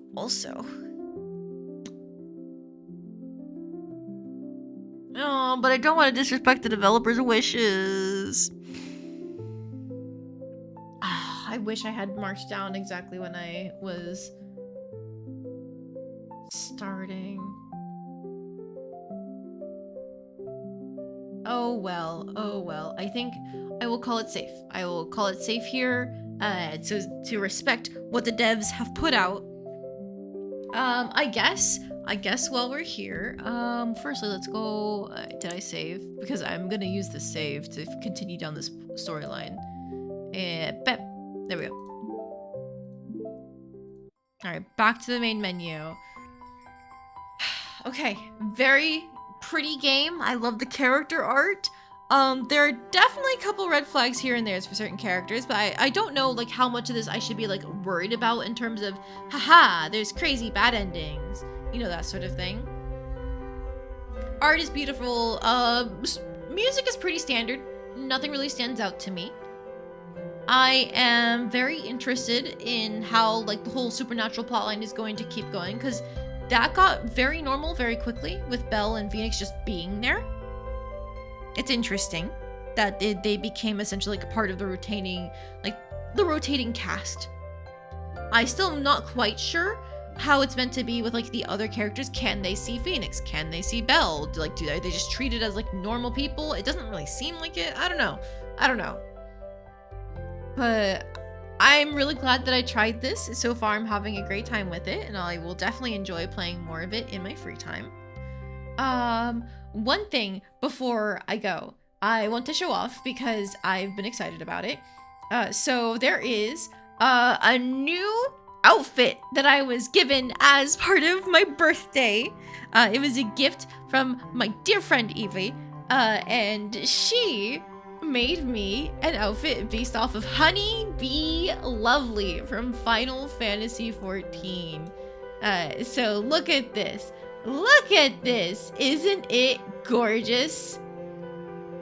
I love the smug expression on the non-talking face. But also the little wink when talking is very cute too. And there's more. She was inspired by a cover artist that she follows who did their own cover of the theme for Honey Bee Lovely, the Arcadian theme from Final Fantasy XIV. And so she also gave me an optional toggle for sunglasses! Look at that! They're very cute. I love the honeycomb shape to them. It fits Honey Bee Lovely. For those who are not aware, Honey Bee Lovely is a character in Final Fantasy XIV that they introduced. She is both an arena fighter and an idol at the same time, and they gave her a super fun song that I've sung before in my karaoke nights. So I'm very happy to have this outfit. As usual, if you ever want to decide for me which outfit to wear, there are point redeems for the different states that I can set up, and you even have the option when you redeem for the I think I just put it as like a honeybee mode as the name of the point redeem. if you do that, you can even decide for yourself if you want to have the sunglasses or not, the honeycomb sunglasses. A belly button, yes, belly button. It's a feature on the original design, so thus a belly. Oh yeah, the default, oh whoa, putting myself back to normal has meant that it is huge. There we go.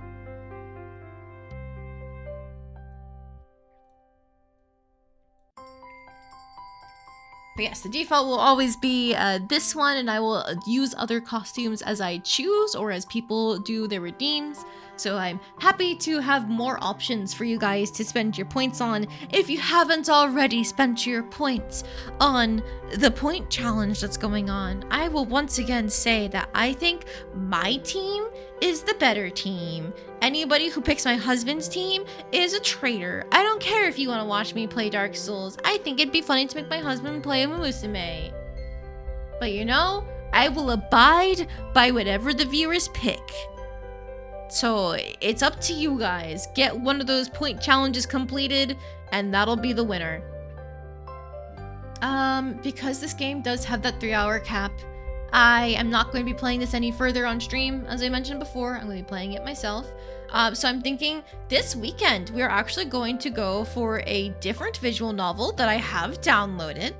I'm thinking it's a toss-up between Lock and Key, A Magical Girl Mystery, or what is it? Heart of the Woods.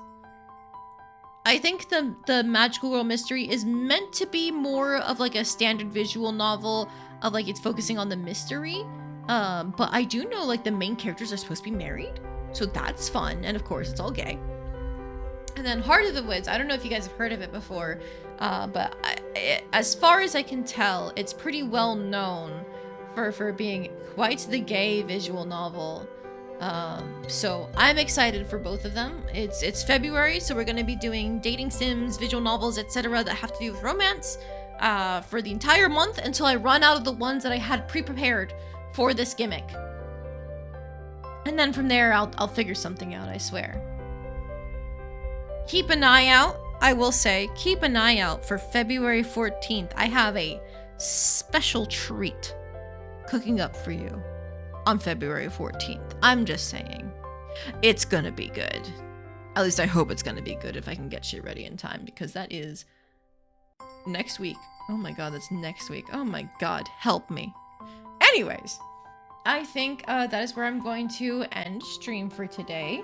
I'm gonna just double check who's streaming right now that I follow. Let's find out.